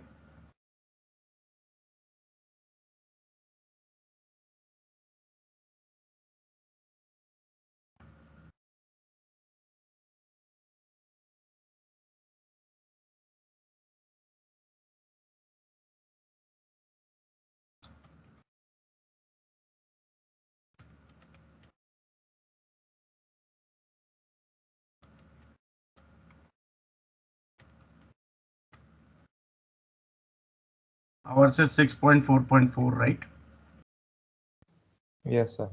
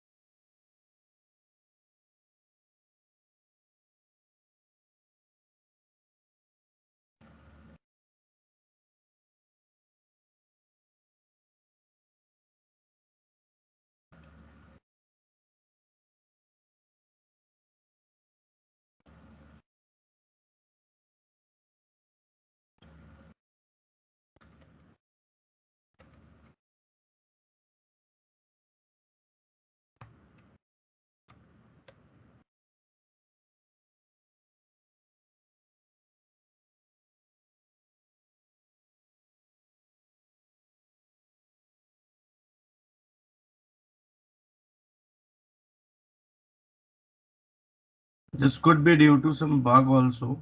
So just searching for it.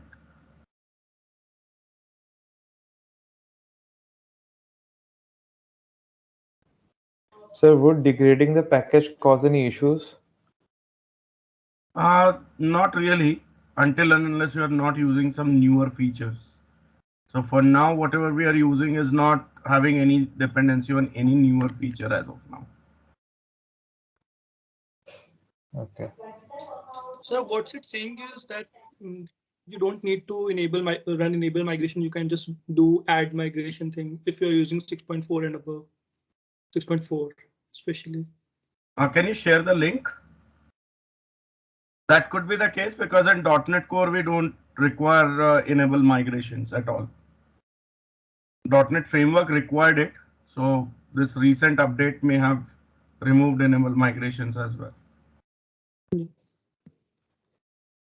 If you can share the link, let me confirm. I can't access chat here. Okay.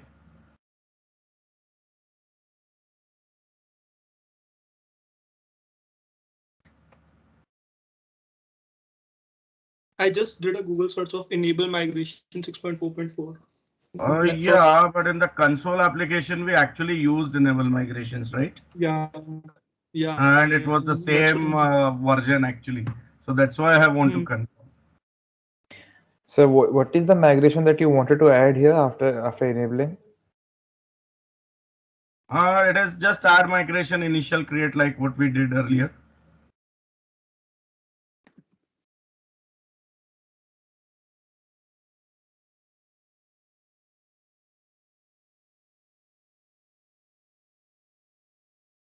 Is it the website named as entityframeworktutorial.net? entityframework.net. Just entityframework.net, okay. Yeah.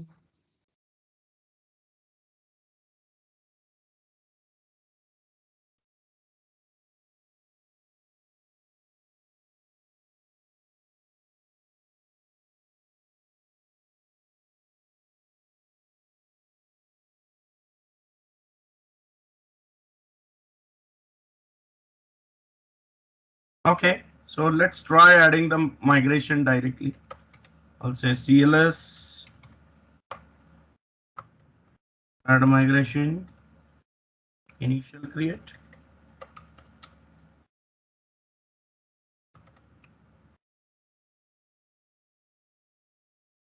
No.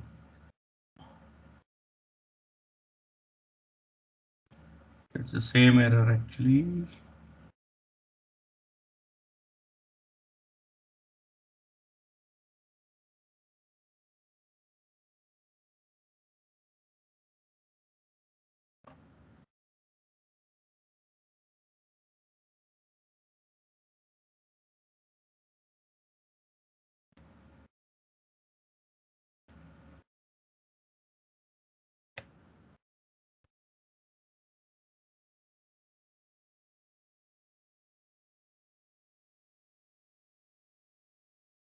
So we'll need a solution for this anyhow.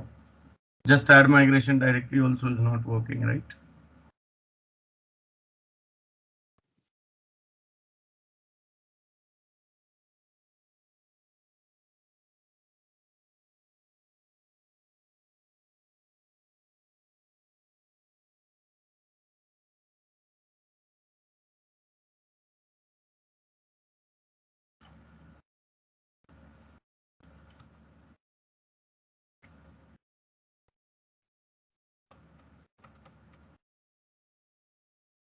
Sir, there are solutions saying that it might work on a lower version of entity framework. Yeah, but we need the solution for 6.4.4 also, right? Because ultimately we'll be upgrading to newer versions only. Correct?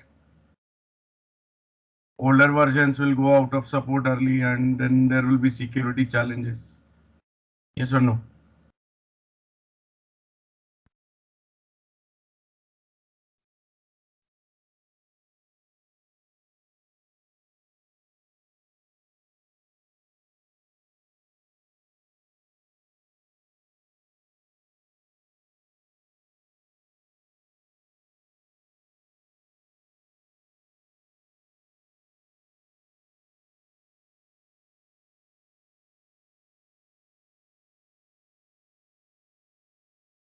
So, do we have all the projects in the solution at the same entity framework version?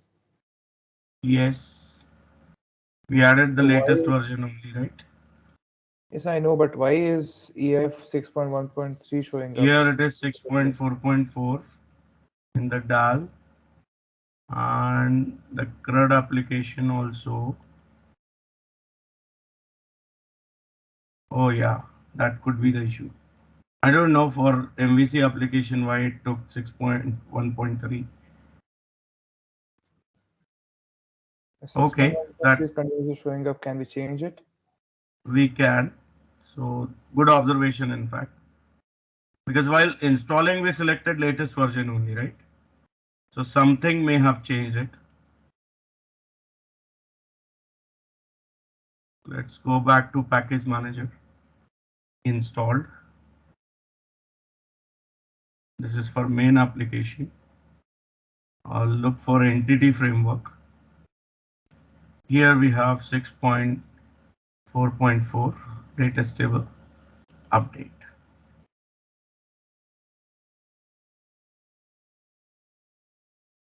Accept.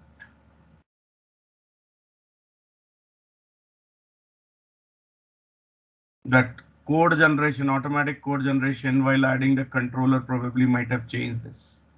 That could be a bug. So it's updated now.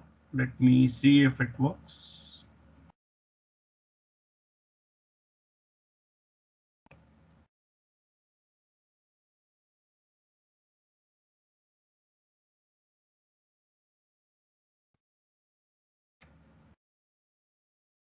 No,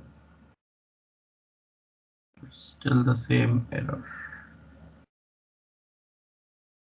Probably what I do is uninstall this package.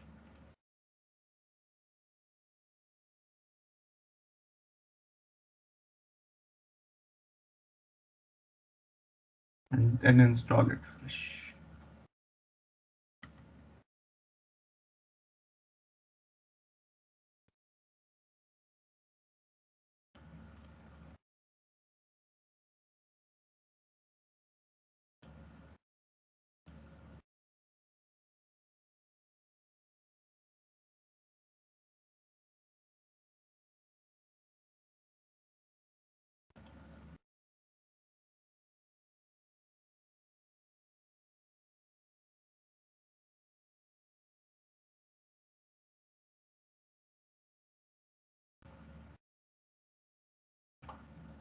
And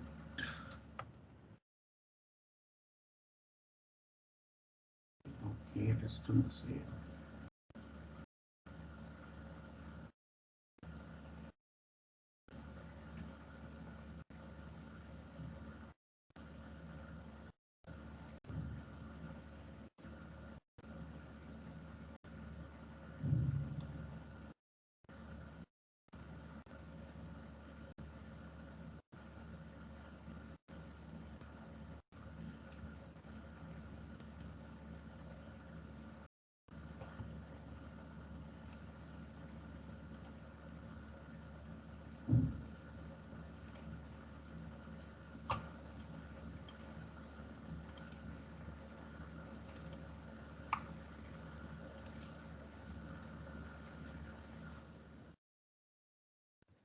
It got solved, sir.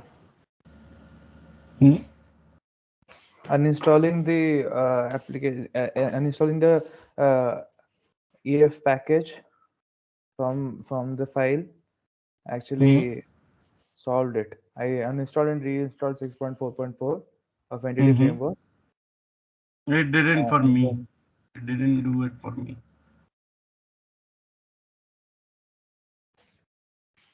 enable Did you migration. restart the Visual Studio after that? After uninstalling? No, I didn't. So I did and my got solved. I just did what Tushar did, but then I restarted and it Okay. enabled migrations working. Let's see. Let me restart.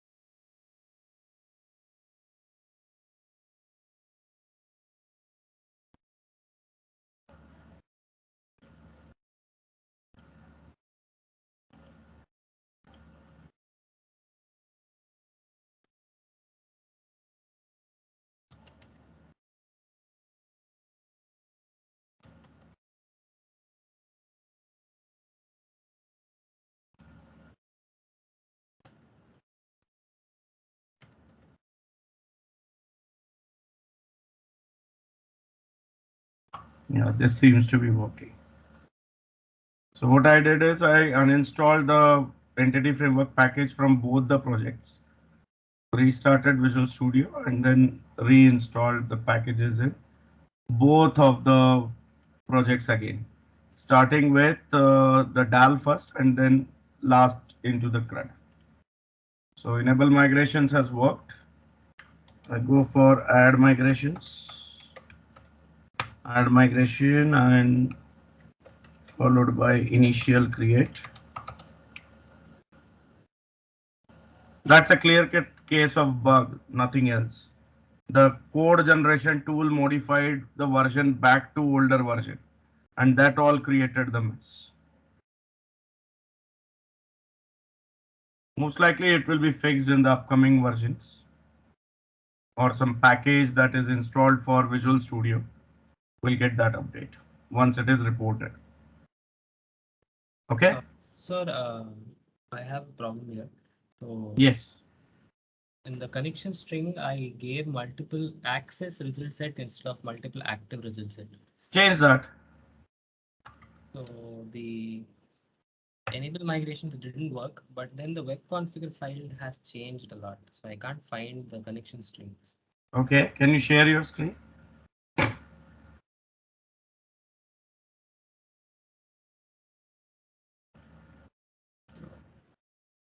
This is the web config file. Package manager, I gave multiple access instead of multiple active. But I can't find that line on this thing. It's completely changed the web config file. Okay. Can you go to Solution Explorer? Which web config you are opening? On CRUD, web Mvc CRUD. Yeah, this one. There is connection string. I think there was another one. That was a different one you must have opened from views folder. Oh, okay, fine. Yeah. That was on the views folder. Yeah, right. Okay, so it's there. Yes, sir. Okay. Yeah, yes, sir.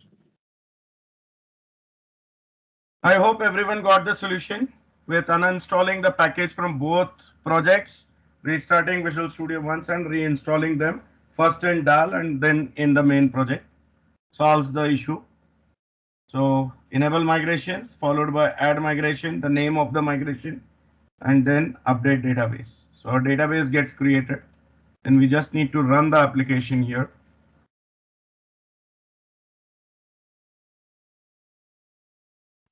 Sir, you reinstalled 6.4.4 and installed 6.4.4 only, yes. and installed which one? 6.4.4 only. Same one. Yes. Okay. So basically, whatever was installed earlier from both projects, I removed that and did a fresh installation. Understood? Yes. There might have been some conflict into that. So if we uninstall from both projects, completely it gets removed. And then when we reinstall, it goes with the fresh installation with no conflict in place. Understood? Yes, yes. Okay, so here is the application running. I click on departments menu. It will take some time initially. It shows me empty list, no problem. I just say create new. Great, here it says object reference not set. And why is that so?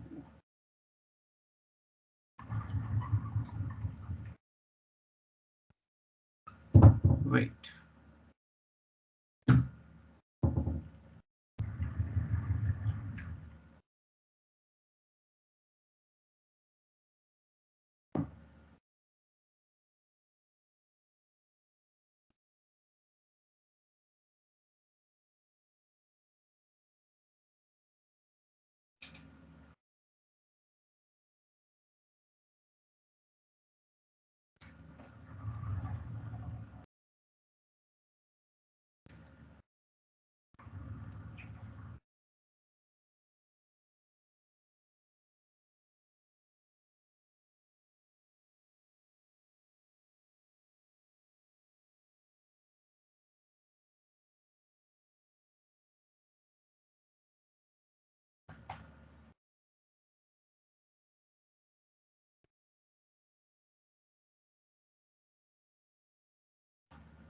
Is it working for you guys, or you are also getting the same error? It's working for me, sir. It should work technically. Sir, I got a new error after like restarting and uninstalling again. And that is all because of version. I guess there is some mismatch going on. So what can be done here? And I'm getting errors while installing entity framework after Okay. restart. Okay. That's really strange.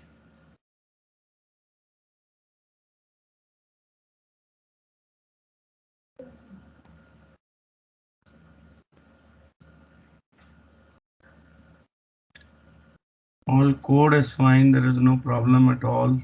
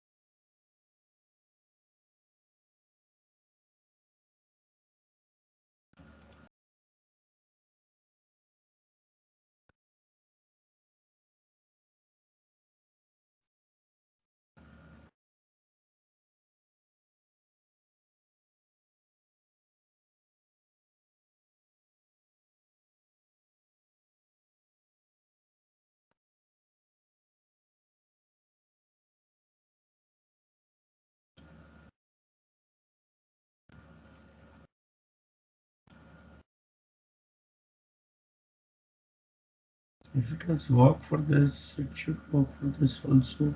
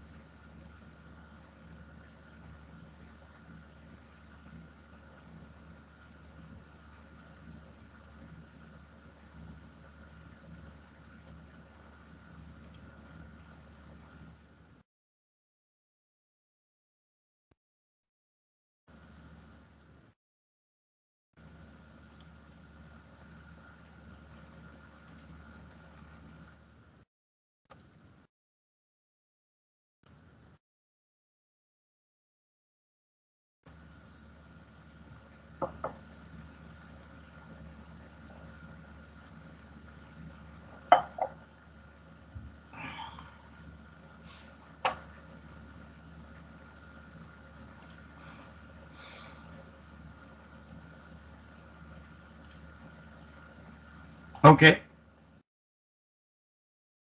So just make a small change here.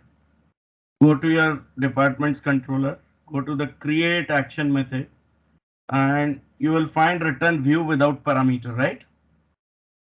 Just put new department there. We're sending a new object of department there. By default, it was taking it as null. So it was working for me when there was no parameter there.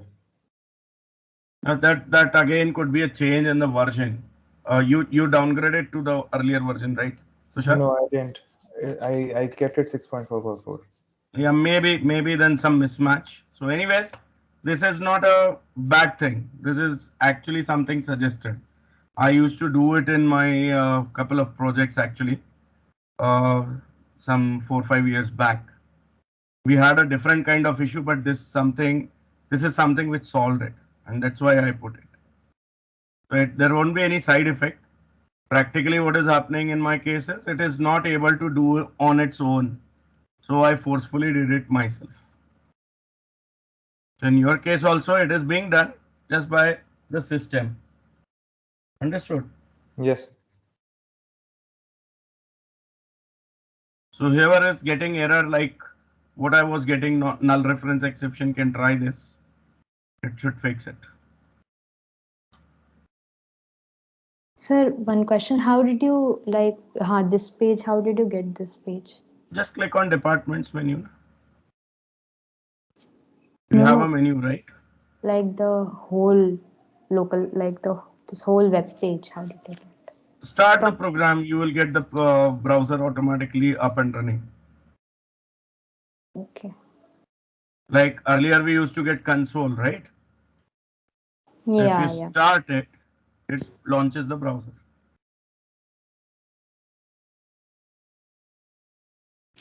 Because it's a web application, it has to run in a browser, right?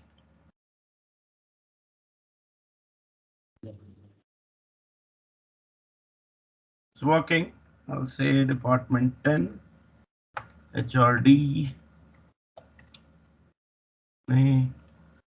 create, it's created, create new, 20, finance and legal, Pune, create,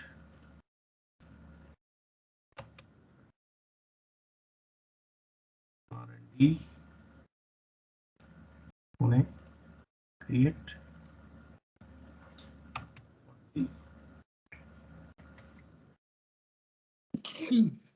Pune, create. Sir, I'm not able to do enable migrations only. Like it is saying, there's a different error. Yeah, just a moment, Simant, we will fix that also. Okay. See, when the mismatches come, the mismatches could be different for all, right? We are using different machines. Yeah. So we have to do it one by one. Okay, so here for the last record, I'm saying Mumbai.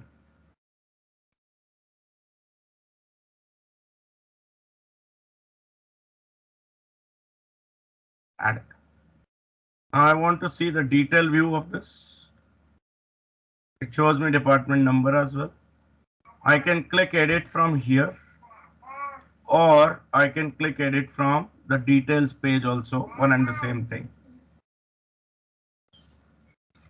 Here I put location. Now see, whatever I wanted to change, I just changed that only, and it just works. Then let's try the delete option also. It's gone. Delete. It confirms whether I want to delete or not. If I say delete further, it deletes. Yes, so fully functional application we have now. Yes or no? Some issues were there, but that's okay. I mean, whenever you see the framework upgrades, sometimes some minor issues will be there, which you have to find out what that issue is and you have to fix. That's what we did. Okay. Yeah, so now we'll take up the errors one by one. So, Simant, it was you, right? Yeah. Yeah, share your screen. Wait.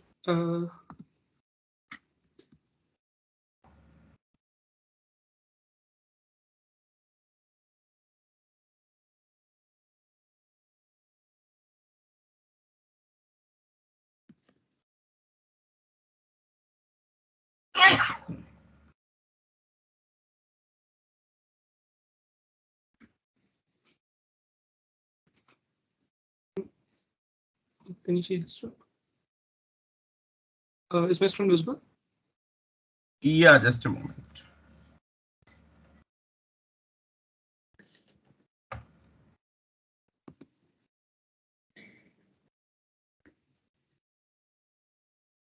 Yes.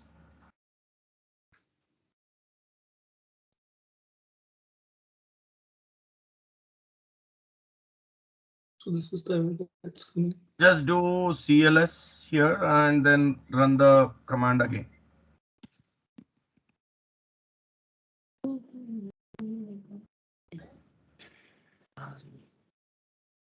Yeah, run it.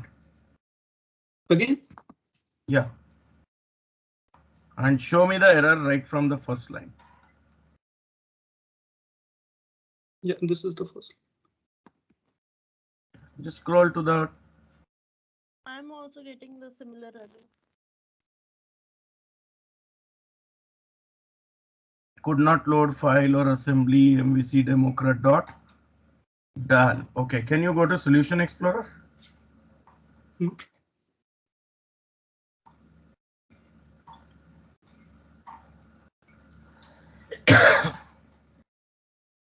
Go to Solution Explorer.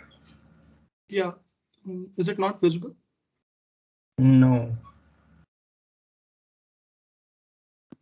Yeah, now it is. It went ahead again. Yeah, I can see. Can you right click on entities project and select build?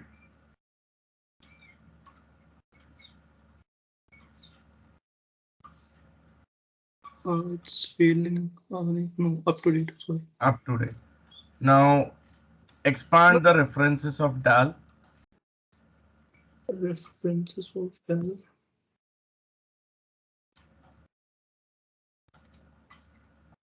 You have entity framework added. You have entities also added. Right click on DAL and build. Select rebuild, in fact.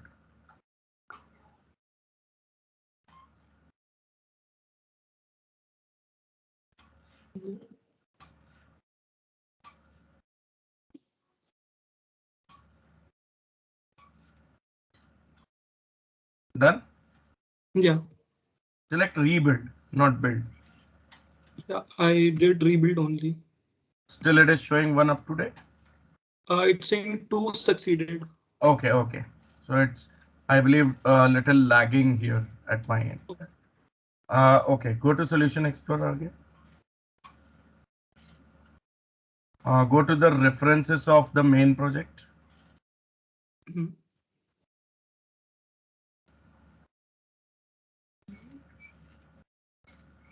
Democrat DAL is also there. Okay. Right click on this application and again say rebuild.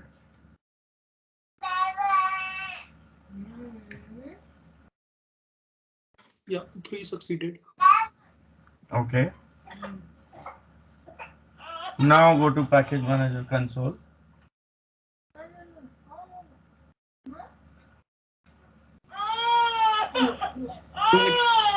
Yes. Same.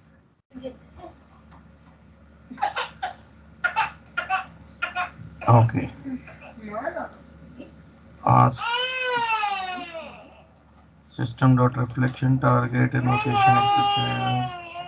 File load exception could not load file or assembly. One operation is not supported.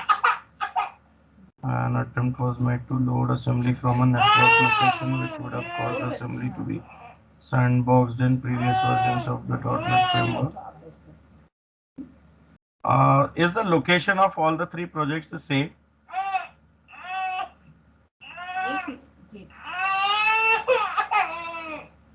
Can you go to Solution Explorer? Right click on Solution and select Open in File Explorer. Is it right click on solution, right? Open in Yeah, right file. click on Solution and select Open in File Explorer. Yeah.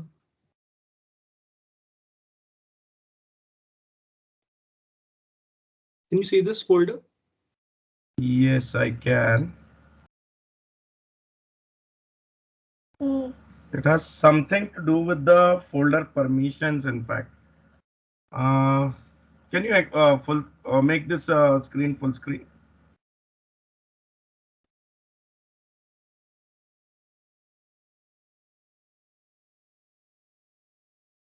Okay, just right click in the empty area.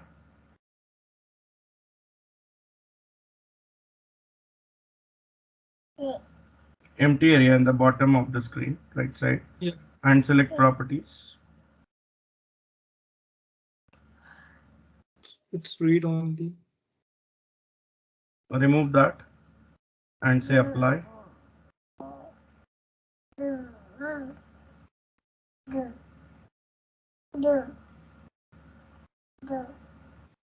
Now should I try again? Wait, go to properties again.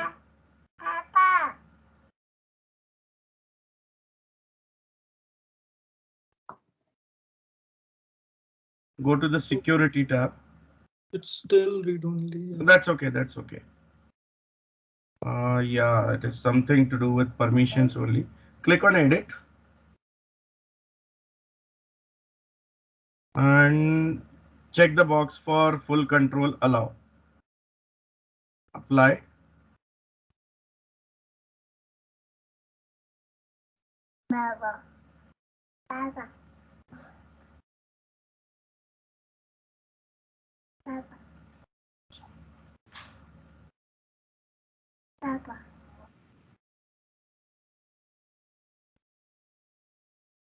Finished? Yeah. Click OK. Restart Visual Studio once.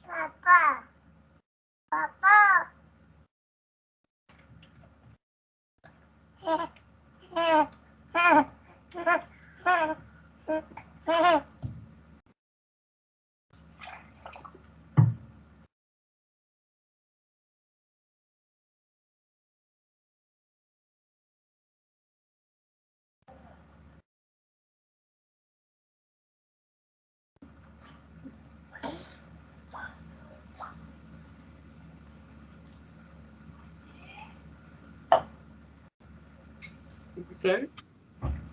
Yes.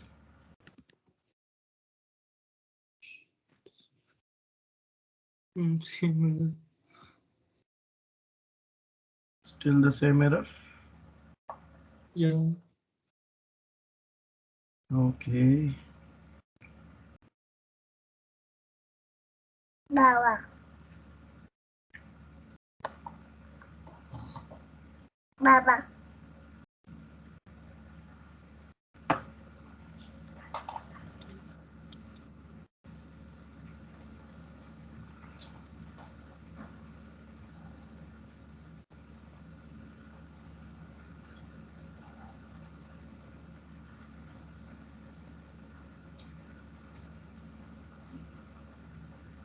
Check the connection string.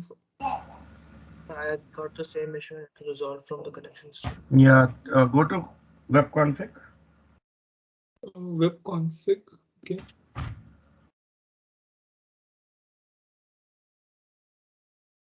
Yeah. Here. Yes. Show me the connection string. Yeah.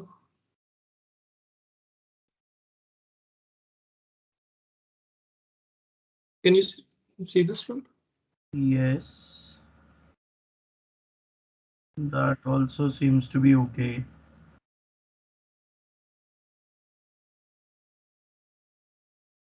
Okay, once again, go to that File Explorer folder. If it is already open, just go there.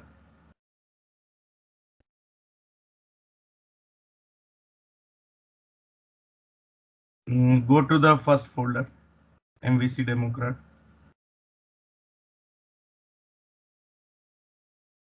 Go to bin folder, third one. Can you see MVC Democrat.dal over here? Yeah. Yes, it is. Right click that file. That .dll file? Yeah, delete the .pdb. This one? Yes, delete.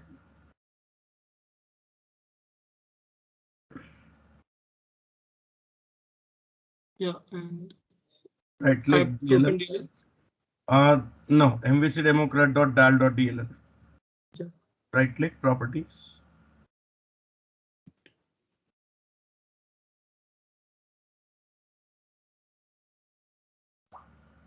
Security. Everyone has got the permission, right? Can you copy this folder somewhere else? Maybe C drive, D drive.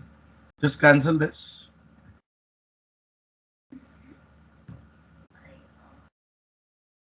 Cancel this. Close. I have to close this. Yeah, close this. Go one level. Okay, this is the folder, right? MVC Democrat. Yeah. Copy. Yeah. And go to this PC.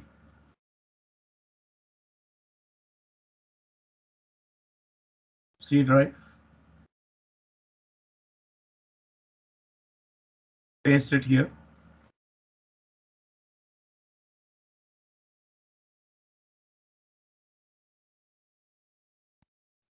Right click properties.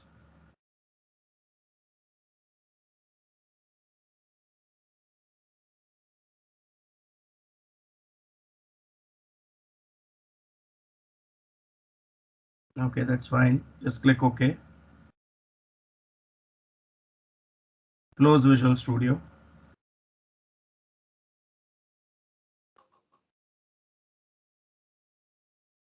Then double click that folder.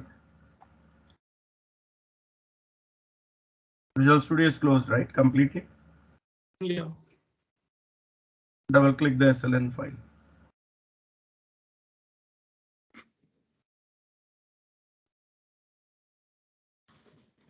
Okay.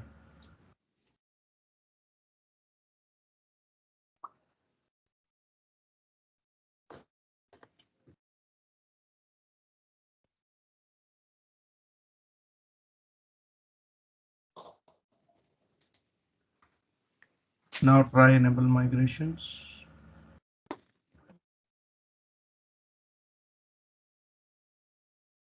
Usually this kind of error comes if you are, having the program on some network file. I mean, network share. Yeah. Okay, it has already been enabled. Yeah, it's enabled. Okay, so I just run it. Add migration. Oh, add migration. Yeah, sorry. What was the code? Add migration. And then the name of the migration. So because this is being done for the first time, we can put initial create in double quotes.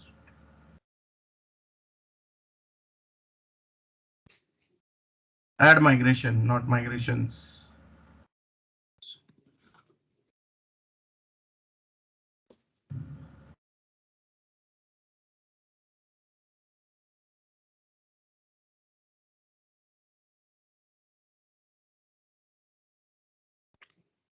So like in documents folder, we didn't have proper permissions. Looks like. Or maybe the permissions precisely on that particular folder have been set wrongly. Right? While doing something else, the permissions might have changed. Yeah. So that is why the last hope was to copy it to some other location and try this. Worked, right? Now give the command update database. Update hyphen database. Oh, wait, here on the Console, package manager console.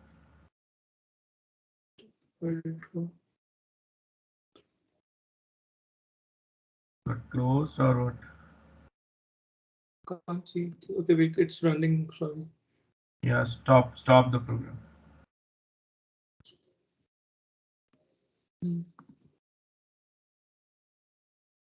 Update. What was the code? Update dash database. That's it. Yes. Press enter.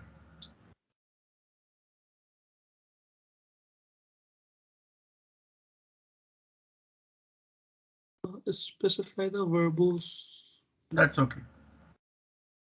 Just a tip.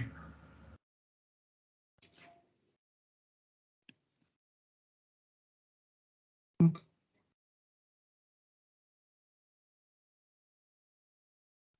That's it.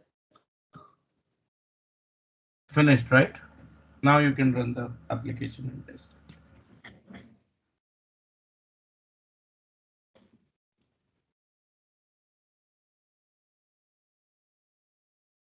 Yeah, I can see this. Thanks. So after doing the update database, how do we see the application? I was so Just engrossed in start. my... Just start the application. Yeah, okay. Thank you. Like console application only. The only difference being with console application, that black console comes up. Here the browser will come up. Sir, I am also getting error for enable migration. Yes. Share your screen. Yes, sir.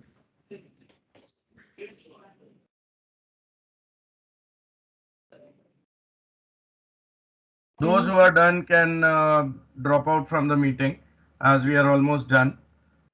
We'll be meeting tomorrow at 9:30 a.m. Those who have the issue can stay back. Can you see, sir? Yes, so there is a spelling mistake, Divya. It's not enable migration, it is enable migrations.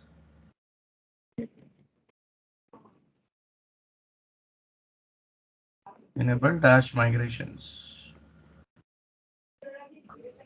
Okay, sir. Sorry, sir. No worries. You are just starting with the things, these errors are bound to happen. Sir, I'm getting an error saying that your connection is not private. Connection is not private. Okay. Can you share your screen? Yes, sir. Just give me a minute. So you're getting in the application or in general? Yeah, application means I have updated the database, it is connecting, but when I'm trying to run in the browser, it is showing an error. Okay. So that problem occurred to me. I went to advanced and continued to go on the website if it is unsafe also. So now I have a problem. I'm not able to navigate through the home button and all the buttons. I'm only able to see the home page where web hosting and all ASP stuff is written. Is my screen visible? Okay. Samriddhi, I'll get back to you on your issue. Yeah.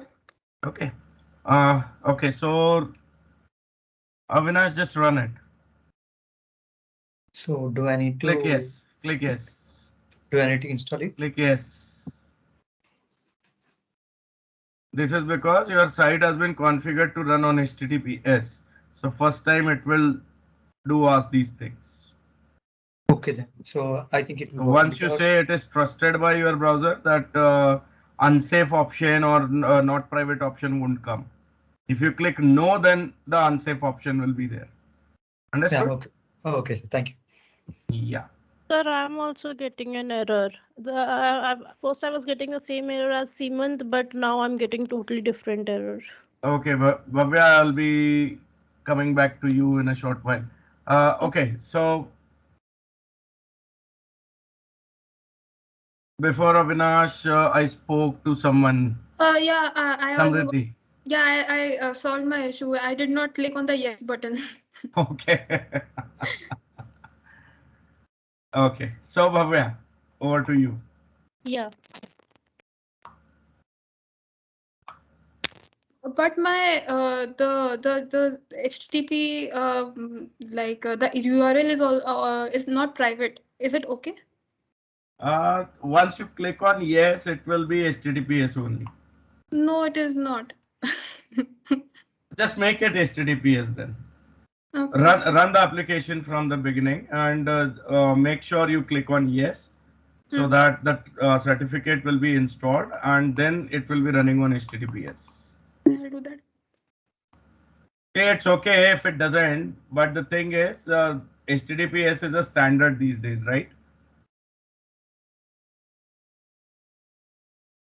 Most of the basic websites also run on HTTPS, so that people get the trust on the website, assuming that the website is, a trusted website, because then only the certificates are granted. Correct? Yeah, when it was loading the page, it was showing HTTPS, but then when it loaded, then it came back to private and not safe HTTP and all that. And I'm not able to even see the yes button afterwards, because I did the yes button and I downloaded the certificate. Now it is not showing. Okay, so just give me a moment. Let me solve Bhavya's issue. I'll get back to you again. So I'm what you said to Simon to copy paste the document in Drive C. I did that. And when I'm opening it, just a second, I have to close the previous one. I'm getting an error like this. Creation of virtual directory failed. Cannot write configuration file due to insufficient permissions. You'll need to manually create the virtual directory in IIS before you can open this project. Click OK. Let's see what it does. Click OK. Like I'm getting logs like here. It's only for read only. Can you go to Solution Explorer?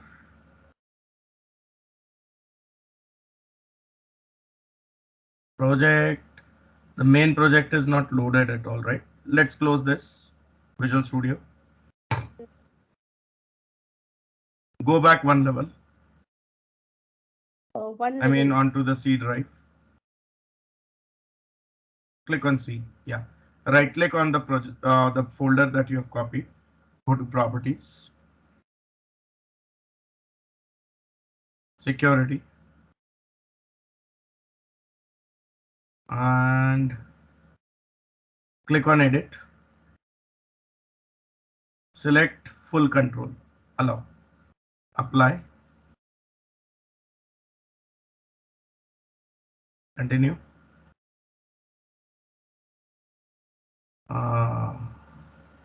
Just delete this folder. You have the original one? Yeah, I have it. Yeah, delete this one. Yeah. Go to the original one in Documents. One level back. Right click on MVC Demo CRUD. Properties.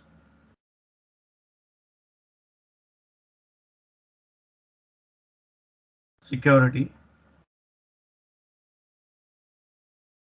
Everyone is allowed. Administrator. Select administrators.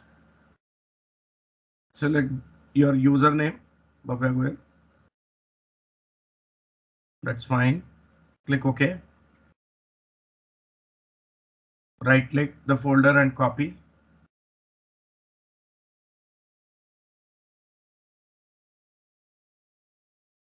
Yeah. I paste it here. No, before you create a new folder here. Yeah. On C drive, create a new folder. Right click and say new folder.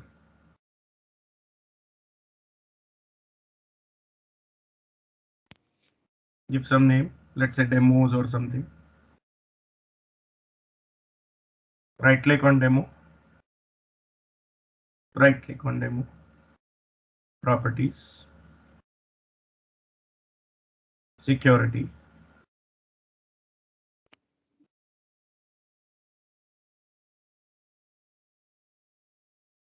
Okay. Go inside this folder. Paste your project. Right click on this folder now. Properties, security, edit, allow, apply. Okay. And then click on advanced.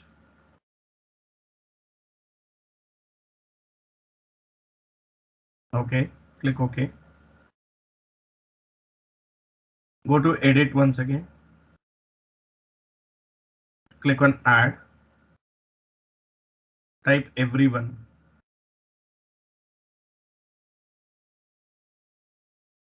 Click on check names. Okay. Select allow. Yeah, everyone, and then click on allow, full control. Apply. Okay. Okay. Go inside the folder and double click the SLN file.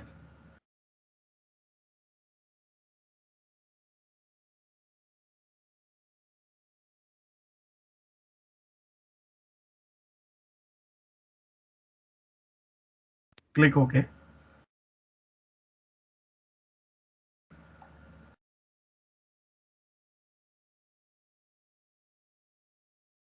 Go to Solution Explorer.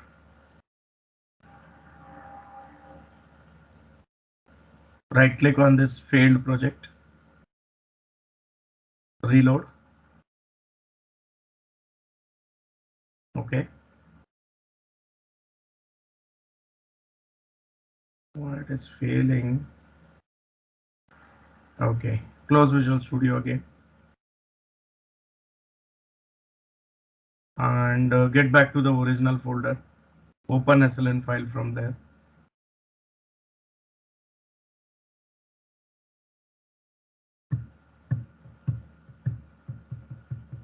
Here it's opening up, right?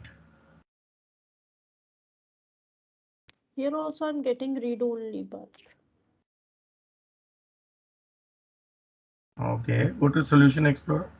Are you able to make changes to the files or it's not working? I haven't tried that. No, not able to do that. Click OK. Yeah, now it's I'm able to do that. Oh, there is some Git integration or something, because of which it is showing it is read only. So, Go to Solution Explorer.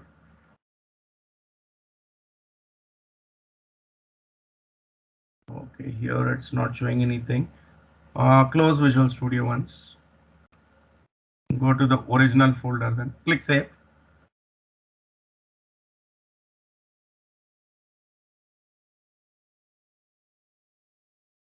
Go to the MVC Democrat project, or maybe go one level back.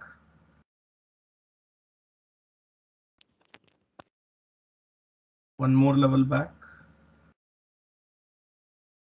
The Git integration that I don't understand. Go inside C#.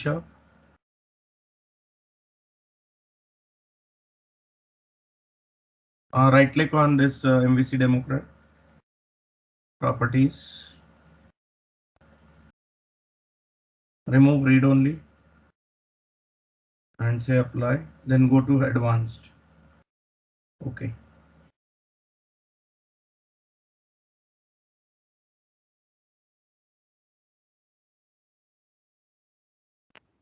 Okay.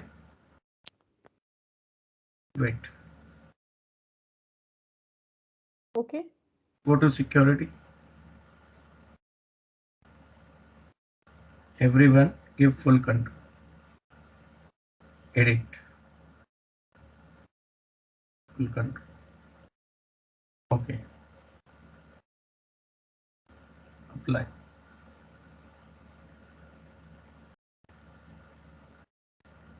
Now copy this folder. Yeah. And go to the demo folder. Delete the previous one and paste the new one. Right click, properties, security, edit, add everyone, check names, okay,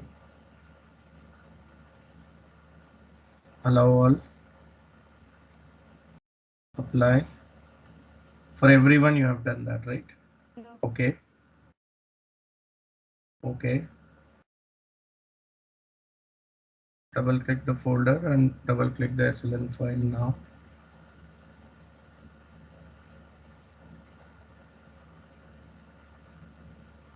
I guess the problem resolved. Yeah. This time we don't have error, right? We don't. Yeah. Just check. I will check if the enable migration is working. Yes, just check and let me know. So meanwhile, I will go back to. Sir, I have a error, sir. For Yes. me, in the page when I'm trying to create a department, it shows me an error in save changes of the code. Okay. Can I share Share my? your screen. Is it visible? Yes, it is. So yeah. So here, if I give create, it throws me an error over here. Can you open SSMS? Yeah.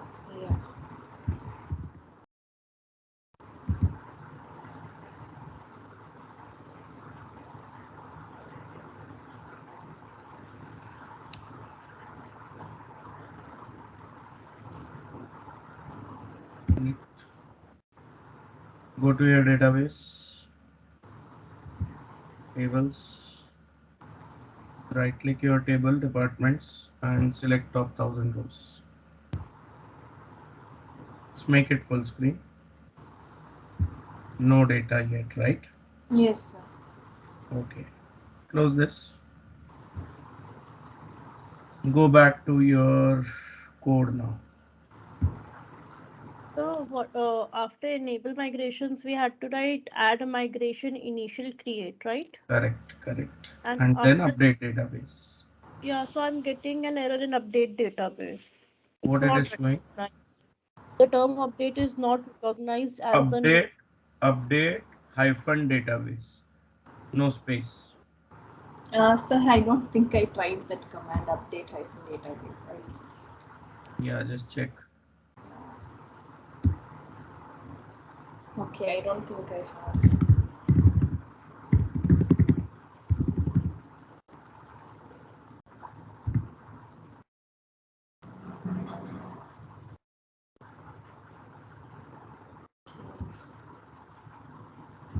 Done.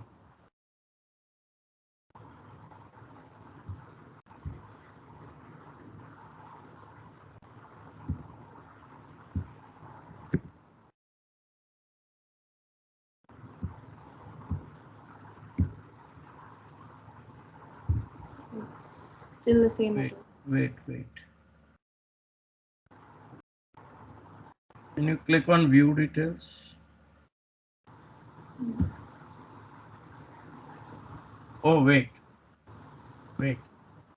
Your code in create is actually incorrect. Just stop the program. Okay. Delete line number 57. Okay. There it should be db.departments.add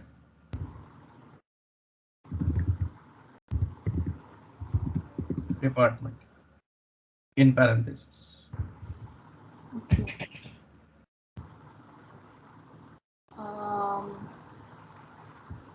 Department in parentheses.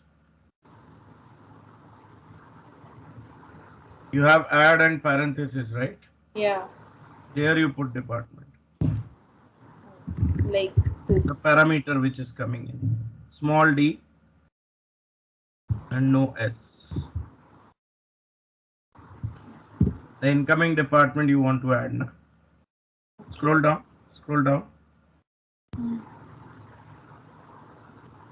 This is okay. Scroll down further.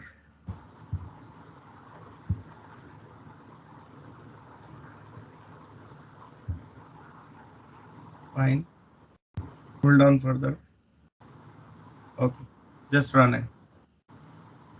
Sir, this create is also. That is okay. If that doesn't work, gives null reference exception, just pass new department to it.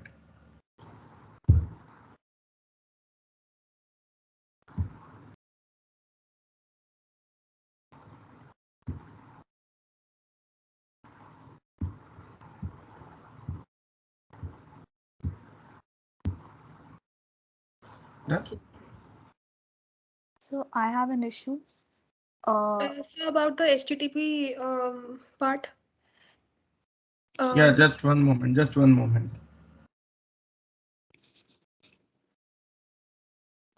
So Darshana, you can try out and let me know. Okay. Yes, sir. Thank you. Yeah. So. Yeah, I'll just share. Samriddhi. Yeah. Out. Yeah. One moment. One moment. Yeah. So it's not actually having the certificate registered for it, right? I did click on yes, I think. Click on that HTTPS, that red thing, or you can click on not secure. And click on that arrow. After this, your connection to this site is not secure. Okay. Certificate for this site is not valid, it says. I don't think this will create any problem as such, but still we can check actually. Click on that certificate icon. Sir, it's working for me. Okay. Thank you. This is fine. This click OK. Other things are working, right? Yeah, I think yeah. Yeah, so technically there is no problem. When you publish it to some server, it will just take care of it automatically. Yeah, is it because of the laptops? Sorry, the network settings that the department did That on the that laptop? can happen. That can happen. Oh, then I have to talk to them about this. No. You just create a new program. It will start working. See what happens is if you have earlier said no at one time also, so it might have recorded the wrong input there. So it has already marked that certificate as not trusted. So for this particular program, this will show not secure. But then if I make another program and if I click on yes, this will go. Yes, it will go ahead. No problem at all. Okay, sir. Yeah. So can I present? I have an issue Yes. with IID migration. Yes.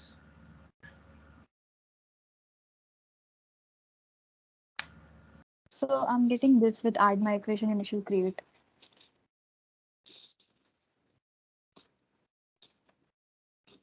Did you run enable migrations? Yeah, I did over here. I'll do it once again. Wait, first of all, in default project, set the DAL project. Okay. Then try add migrations. Oh, add migrations. I did enable. Yeah, that's okay. That will just say migrations are already enabled if you have already done that. So migration thing has to run in the project where the DB context file is present. Understood. I'm sorry.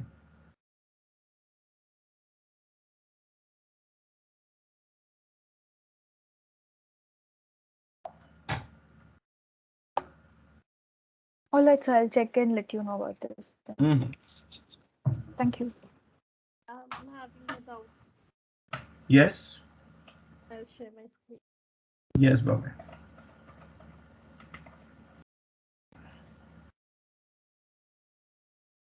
Can you see it? Yes. So here, like, I have done some input, and when I'm seeing the details in department number, it's still showing department number. Okay, not a worry. Close this and go to the details.cshtml file.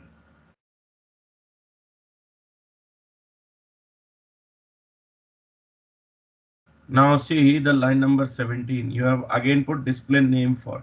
Replace it with display for. Remove name. Name for will display name only. Stop and run again.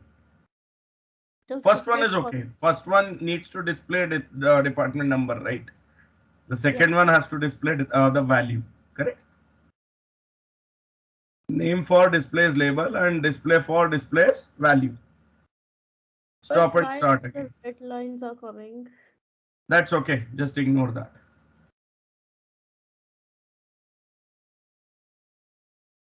Your compiler is probably working slow. That's why red lines are there. I'll have to do the migration.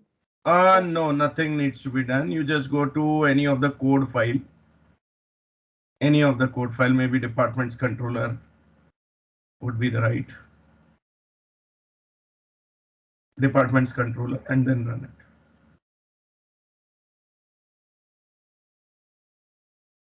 Migrations need to be run again when we have made some changes to the entity classes. Okay. Or the DB context class. Okay. Yeah, thank you.